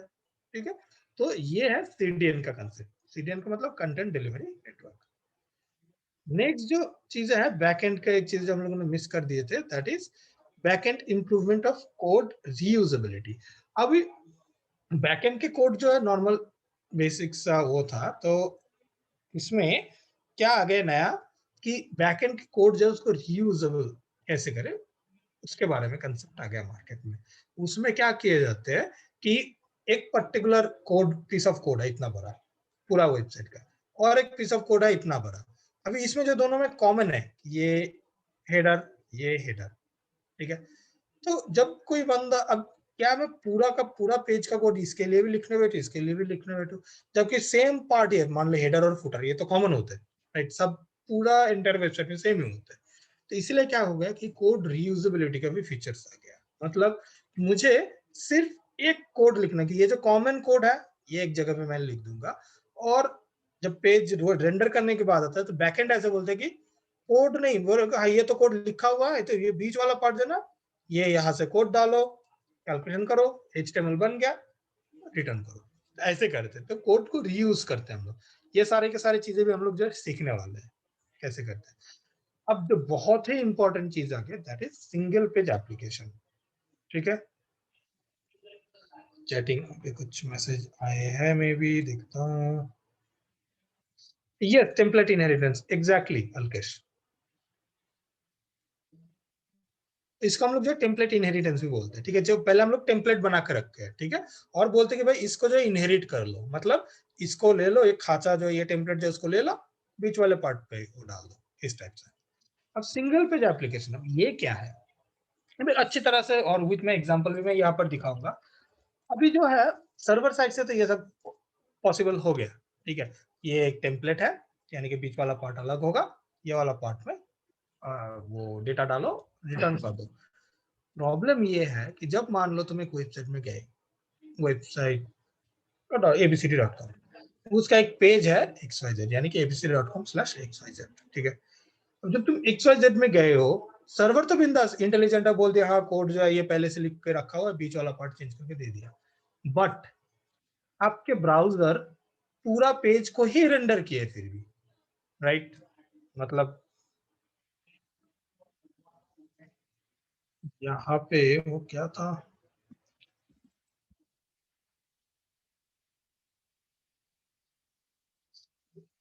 दिख नहीं है,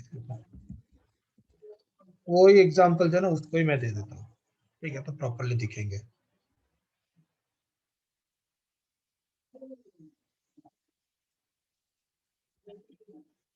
ये भी रहने देते हैं। देखो, ये एक वेबसाइट है। अब इससे जब मैं एक लिंक पे क्लिक कर रहा हूँ, देखो यहाँ पे लोड हो रहा है, ठीक है। तो लोड होने का मतलब क्या है, ये वेबसाइट जो है ना, सर्वर जो मुझे पूरा फीड से पहले से ये लोगो से लेके यहाँ पे जो जो कंटेंट है सब मुझे फीड से दिया, और ब्राउजर जो पूरा का पूरा चीजों को जो है ना वो रीड किया। बट अगर ऐसा होता, यहाँ पर जो जो चीज है तो एक बार रेंडर हो चुका है, राइट, मेरे ब्राउजर को मालूम है कि यहाँ पर ये इतने सारे ये मेनूज है, यहाँ पर लोगो है, तो उसको फिर से रेंडर करने की क्या जरूरत, क्या होता है कि अगर मैं ये बैक बटन पे प्रेस कर दिया, ये जो पहले जो दिखा ना इतना सा पार्ट, उतना सा रह नहीं देता, मैं फिर इतना सा पार्ट को लोड कर लेता। That is single page application का कंसेप्ट, जो एक एग्जांपल के थ्रू मैं देना चाहूंगा। मैं फ्लिपकार्ट खोल लिए, लग रहा है मेरा इंटरनेट स्पीड ज्यादा ही फास्ट है, तो इसलिए इतना फास्ट खोल रहा है।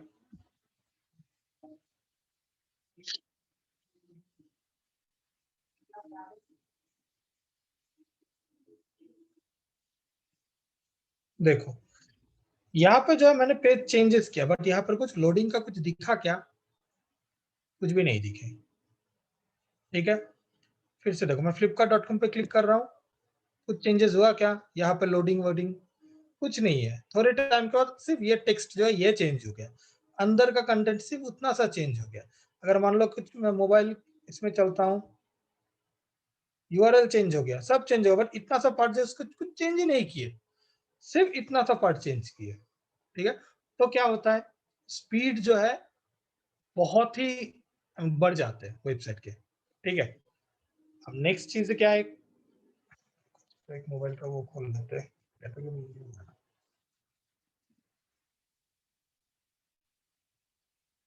चलो खोल लेते हैं।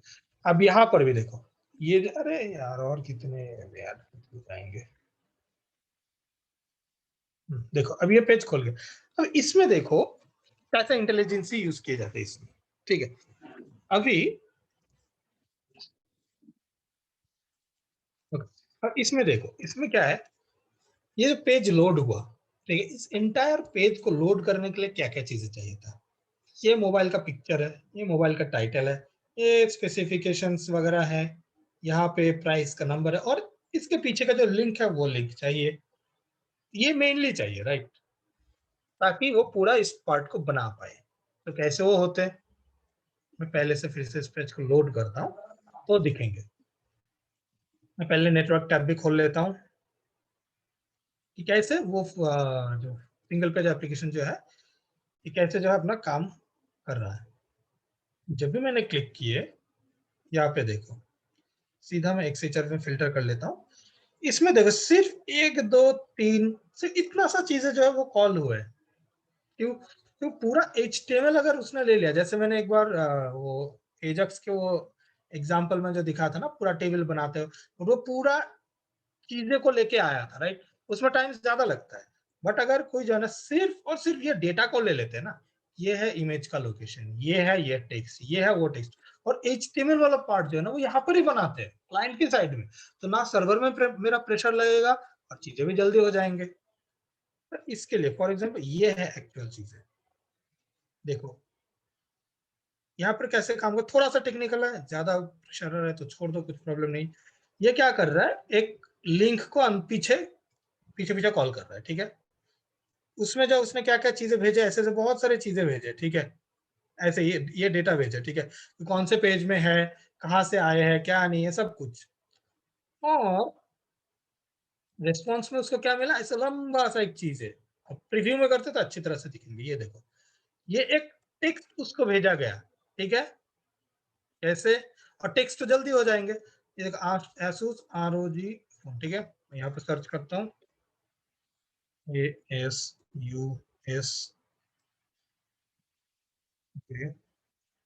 ROG,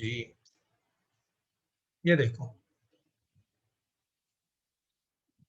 यहाँ पे टेक्स्ट दिख रहा है, Asus ROG Phone 5 Black 256 GB, ठीक है। जो टेक्स्ट था ये जाकर बैठ गया नीचे, ब्लैक ना, ये व्हाइट है, ब्लैक यहाँ पे, वो लास्ट वाला था, ठीक है। पूरा सर्च करते देखो टोटल इसमें कितने मोबाइल आए, जिसमें Asus ROG लिखा हुआ है, 1 2 3 4 5 6, 6 है, ठीक है। यहाँ पे 12 है, मतलब वो कुछ और भी जगह है जो हमें दिख नहीं रहा है, ठीक है।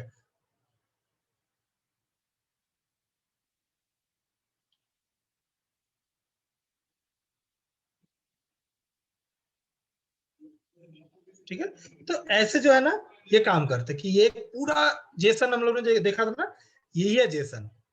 वहां से क्या हुआ, जेसन वापस आ गया, जावास्क्रिप्ट को समझ गया कि हाँ भाई तो ये है स्ट्रक्चर, ठीक है। तो क्या कर दिया, दनादन बस पूरा ये छोटा छोटा ये जो है ना, हर एक बहुत सारे डेटा है, ठीक है, छोटे छोटे डेटा को लेके ऐसे छोटे छोटे कार्ड बना दिए। और तो क्या हुआ, मुझे सिर्फ इतना सा चीजें जो है ना, मैं सिर्फ इतना सा चीजों को जो है ना मैंने रेंडर किया, मेरी चीजें भी फास्ट हो गया मेरा, ठीक है। ये है सिंगल पेज एप्लीकेशन की कंसेप्ट। और जो सबसे पॉपुलर जो अभी है वो है रिएक्ट, जो फेसबुक ने बनाए हैं। सिंगल पेज एप्लीकेशन के बाद अभी जो है कंसेप्ट आ गया। कंसेप्ट में क्या फर्स्ट है, जो है मोबाइल फर्स्ट अप्रोच। मतलब अभी क्या होता है ना, जो भी डिजाइन बनाया जाता है ना, पहले मोबाइल के लेवल में बनाया जाता है कि मोबाइल पे कैसा दिखेगा, वो बनाया जाता है। उसके बाद जो है उसका डेस्कटॉप वर्जन जो है उसको बनाया जाता है, ठीक है। ये मोबाइल फर्स्ट अप्रोच। और फ्रंट एंड फ्रेमवर्क तो अभी मैंने बोला रिएक्ट। बैक एंड फ्रेमवर्क में है तुम्हारे, पाइथन में है Django, flask, express JS, spring boot, hibernate, ये सारे सारे की चीज है। सबसे पॉपुलर और सबसे फ्यूचरिस्टिक जो मुझे लग रहा है दैट इज पाइथन जेंगो। और हाँ, नेक्स्ट दिन के लिए कुछ प्री रिक्विजिट है, ठीक है, बहुत इंपॉर्टेंट चीज है।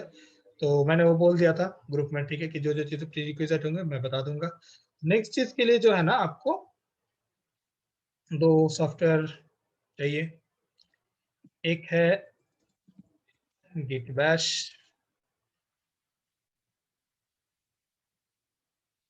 यहाँ पे ये नहीं, अपना से कब से गिट बैश बनाने लगे, लिख दिया, ओके।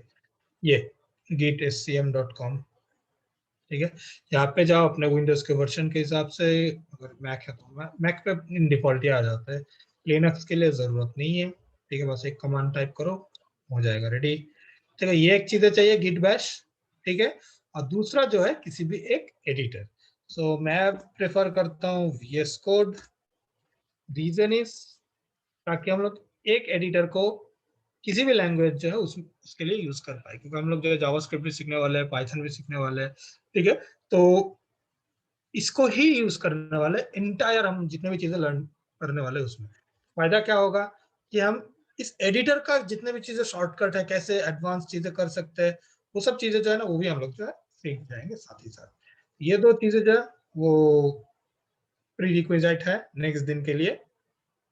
एक है कि ये Git Bash, Git Bash not GitHub, ठीक है, गिट बैश, एक है विजुअल स्टूडियो कोड और एक जो है github.com जाओ, अगर अकाउंट है तो अकाउंट बना लो।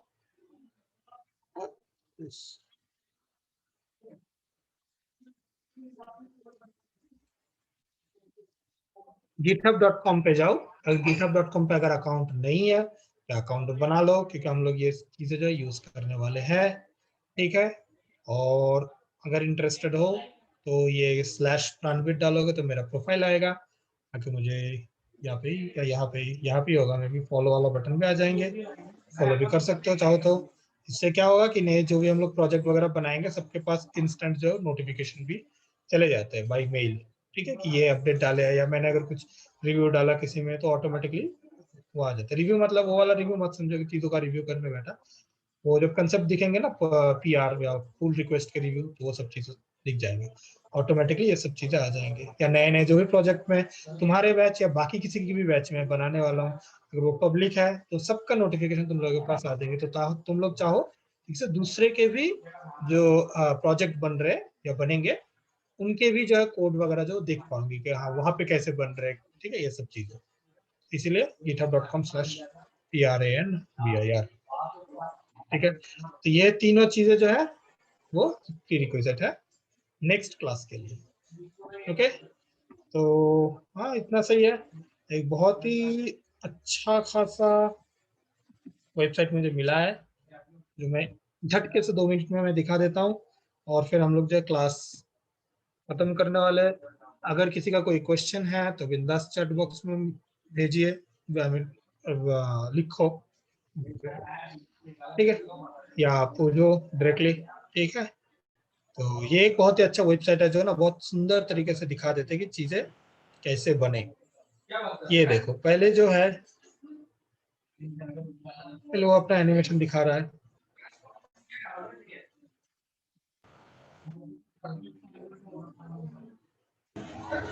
देखो यहाँ पे क्या है।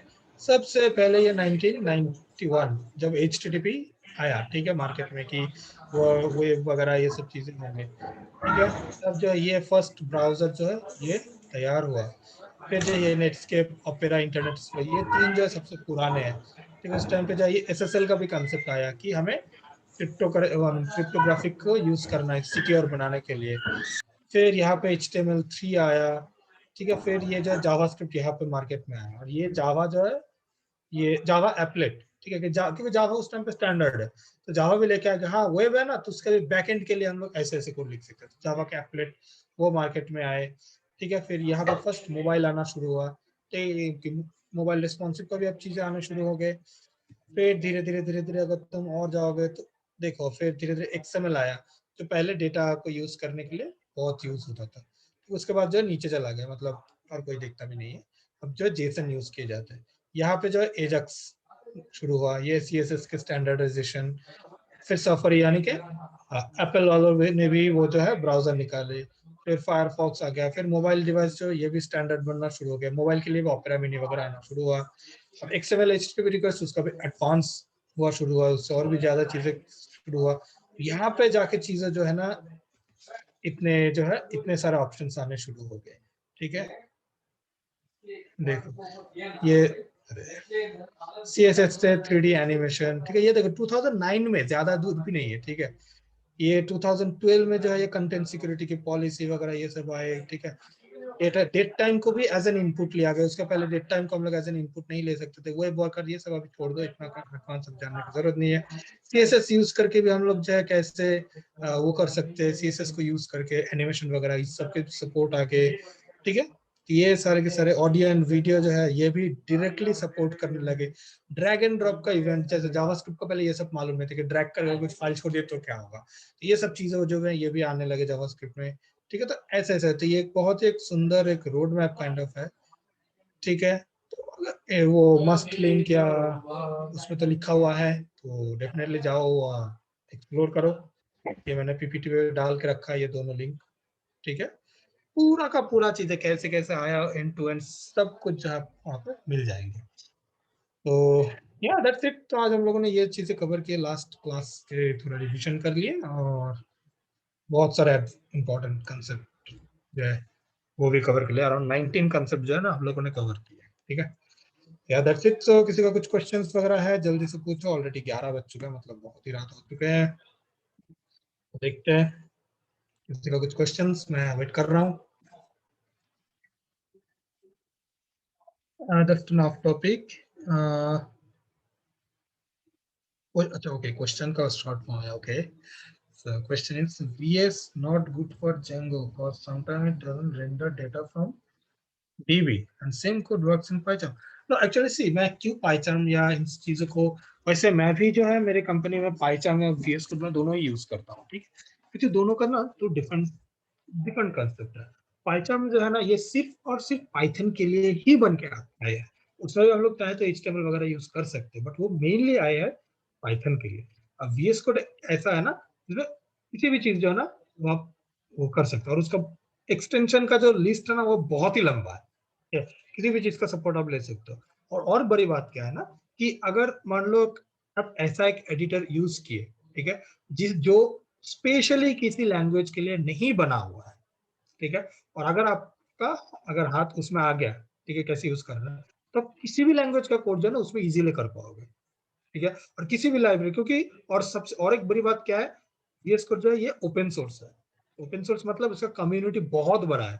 So, अगर कल मान लो XYZ नाम की कोई प्रोग्रामिंग लैंग्वेज आ गए, पाइथन सपोर्ट नहीं करेंगे वो तो गारंटी है, ठीक है। बट VS कोड का क्या है, जो लोग XYZ को पसंद करते हैं वो लोग अपना कोड डाल देंगे VS कोड के लिए ताकि उसका भी सपोर्ट आ जाए, क्योंकि ये ओपन सोर्स है, ठीक है। और VS कोड बहुत स्केल हो रहा है दिन के दिन, ठीक है। और VS कोड का वो तुम्हारा Django पे जो कोई क्या नहीं रहा था, रेंडर डेटा फ्रॉम डीबी। सो और ये जो चीज है ना ये VS कोड के ऊपर नहीं है काम करता। VS कोड सिर्फ एक एडिटर है। प्लस पॉइंट क्या होगा, अगर फ्यूचर में अगर आपको ये बोल दिया गया कि आपको VS कोड भी नहीं मिलेगा, ठीक है, तो आपको क्या करना है, आपको मालूम होना चाहिए कि कैसे बिना IDE के कैसा प्रोग्राम को रन कर पाओगे। वो कंसेप्ट भी रहना जरूरी है, जो कोर कंसेप्ट है एक्चुअली, ठीक है। तो ये आपको VS कोड, नोटपैड, इस टाइप के जो बेसिक एडिटर्स है ना वो जो है ये सब चीजें प्रोवाइड करते हैं। इसीलिए मैं सजेस्ट कर रहा हूँ वैसे, by the way. Thanks thanks Ankesh. क्योंकि तुम्हें वो जानना चाहिए कि ऐसा नहीं होना चाहिए कि तुम सिर्फ और सिर्फ कोई एक पर्टिकुलर आईडी या एक पर्टिकुलर डेवलपमेंट एनवायरनमेंट पे ही सिर्फ डिपेंडेंट हो। ऐसा नहीं होना चाहिए, क्योंकि अगर तुम गूगल में अगर इंटरव्यू देने जाओगे ना तो तुम्हें बेसिक वो वर्ड पर काइंड ऑफ दे देते हैं कि चलो इसमें कोड लिखो, ठीक है, तो समझ सकते हो कि कैसा होता है वो एनवायरनमेंट। या फिर आपको हो सकता है कि टर्मिनल पे घुस के जो है ना वहां पे टाइप करके जो है ना आपको फिक्स वगैरह करना होता है इंडस्ट्री में, है ना। तो ये जो है ना आपको बेसिक एडिटर, आईडी ये आपको प्रोवाइड नहीं करेंगे, बट एडिटर आपको प्रोवाइड करेंगे। तो आईडी और एडिटर दोनों में डिफरेंस है। आईडी हेवी होंगे सिर्फ और सिर्फ पर्टिकुलर चीजें के डेवलपमेंट, किसी पर्टिकुलर लैंग्वेज के ही डेवलपमेंट पे हेल्प करेंगे मेनली, बट एडिटर सिर्फ और सिर्फ एडिट करने में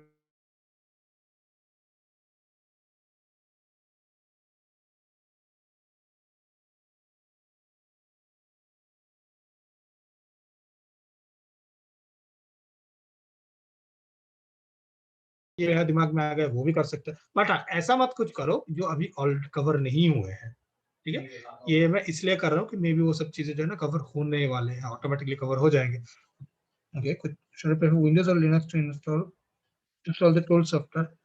सो it's up to you Prateek. So अगर तुम चाहो तो विंडोज भी यूज कर सकते हो, अगर तुम चाहो लिनक्स यूज करना तो Linux, if you have Mac then you can use Mac, सब सेम है।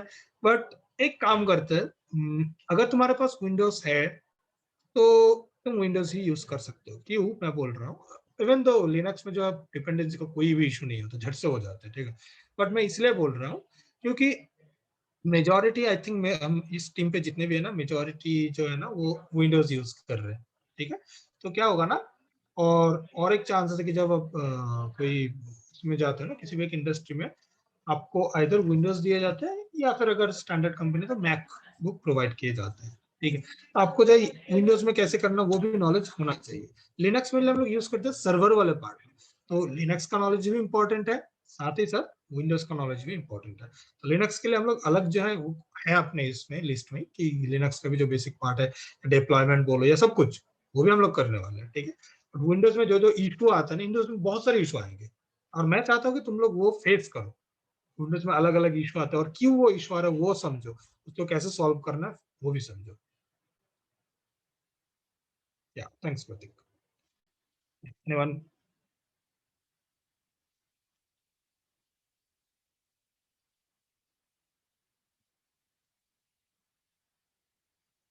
So most of the company use which OS, Mac, Linux, or Mac, Linux, or Windows, I guess तुम बोलना चाहते हो ऋषभ।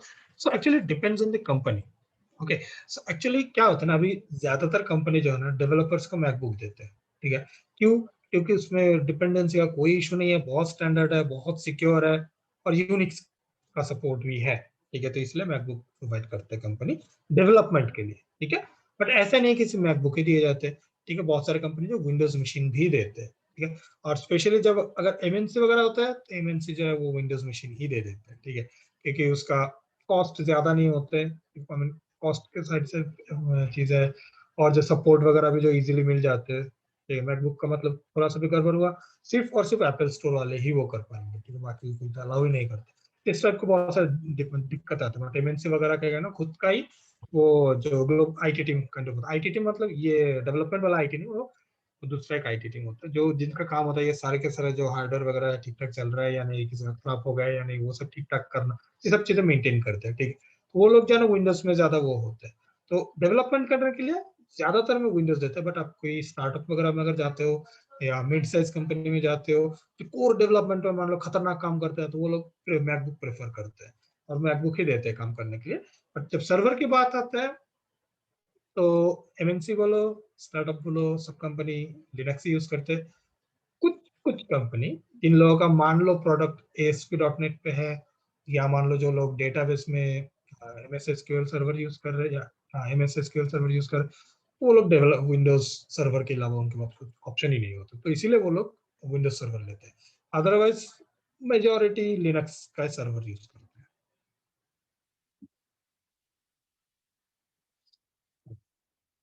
तो you got it Rishabh? Okay, thanks, thank you. तो next question सबसे बोलो। 11 11 हो गए।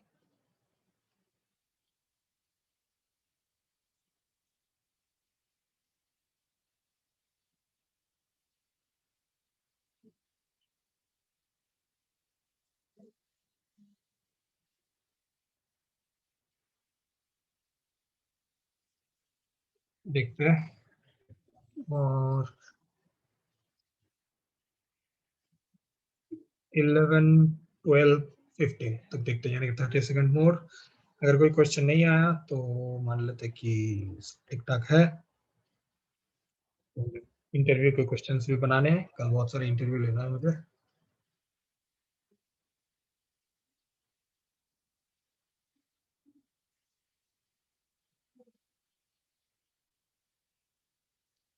तो लग रहा है किसी का कुछ क्वेश्चन है नहीं, तो ठीक है, then I think we are fine. और जो भी क्वेश्चंस वगैरह आते हैं ना दिमाग में ये वीडियो के रिप्ले वगैरह देखने के बाद, बिंदास ग्रुप पे जो है वो मैसेज डालो कि ये क्या है वो क्या है, ठीक है। और फर्स्ट टास्क होगा कि जो स्टूडेंट्स है ना, तुम एक जो है ना दूसरे को अपना टीममेट समझो, ठीक है। तो टीममेट्स जो है एक दूसरे को हेल्प करेंगे, ठीक है। तो फर्स्ट जिसका वो कंसेप्ट क्लियर है वो डेफिनेटली खुद से आंसर करेंगे, ठीक है। और अगर नहीं हो रहा है, किसी से भी नहीं हो रहा, तो मुझे मानना पड़ेगा कि किसी का वो कंसेप्ट क्लियर नहीं हुआ है, ठीक है। तो वो बहुत गंदा दिखेंगे, तो तब जाके मैं जो है डेफिनेटली हेल्प कर दूंगा, ठीक है। बट पहले ट्राई करो जो जितना हो सके कंट्रीब्यूट करो ग्रुप में, और जितना कंट्रीब्यूशन ज्यादा होगा उसके बेसिस में आपको स्किल पॉइंट मिलेंगे। स्किल पॉइंट का जो चीज है वो एज अ सरप्राइज अभी के लिए रहने देते हैं, बट ऐसा है कि वो स्किल पॉइंट जो है उसको यूज करके आप बहुत सारी चीजें कर सकते हो। For example could be like particular skill point जब आप टच कर लोगे तो आपको जो है ना ऑफर दिए जाएंगे कि आप किसी भी एक जो टॉप एमएनसीज जो है, गूगल, माइक्रोसॉफ्ट या फेसबुक, नेटफ्लिक्स, इन सब के किसी के भी एक एम्प्लॉइज के साथ आपका पर्सनल कॉल, ठीक है, इस टाइप के जो है चीजें तुम ले सकते हो। सो जितना हो सके ग्रुप में कंट्रीब्यूट करो जो तुम्हें, क्योंकि वो सारे के सारे चीजें जो है ना मॉनिटर किए जाते हैं। ये बस मैं एक सीक्रेट बता रहा हूँ। That's it. So I think okay. So can we get course copy? Can we get course copy of our course copy में ये पीपीटी बोल रहे हो क्या? या okay okay, so PPT I don't know, may be और may not be, वो रोहित बोल सकते कि ये शेयर कर सकते हैं या नहीं। वैसे वीडियो रिकॉर्डिंग तो शेयर किए जाएंगे। वैसे वीडियो रिकॉर्डिंग में मतलब क्या, पीपीटी तो पूरा दिख ही गया है तुम्हें, राइट? तो उसमें भी दिख जाएंगे। या ठीक है, तो आई थिंक किसी का कुछ क्वेश्चन तो दिख नहीं रहा है। Okay, no question, just excited for tomorrow. Yeah sure, मैं देखता हूँ टुमारो का क्लास कितने बजे रखा है, मुझे बात करना पड़ेगा। सुबह से मेरा 6 इंटरव्यू, वो भी सारे के सारे एक्सपीरियंस के। हाँ राइट, ओके ओके ओके, हाँ 6:30, हाँ बिंदास हो जाएगा, क्योंकि मेरा कंटिन्यूअस 4 बजे तक इंटरव्यू है, लेना है। ओके ठीक है फिर, thanks, thank you everyone, thanks for your time and patience around. इतना टाइम तक, रात तक तुम लोग क्लास करने के लिए रेडी हो, तो really impressive, appreciate it. Thank you, good night everyone. Good night, good night, good night. Bye bye, see you tomorrow. Bye, good night, good night.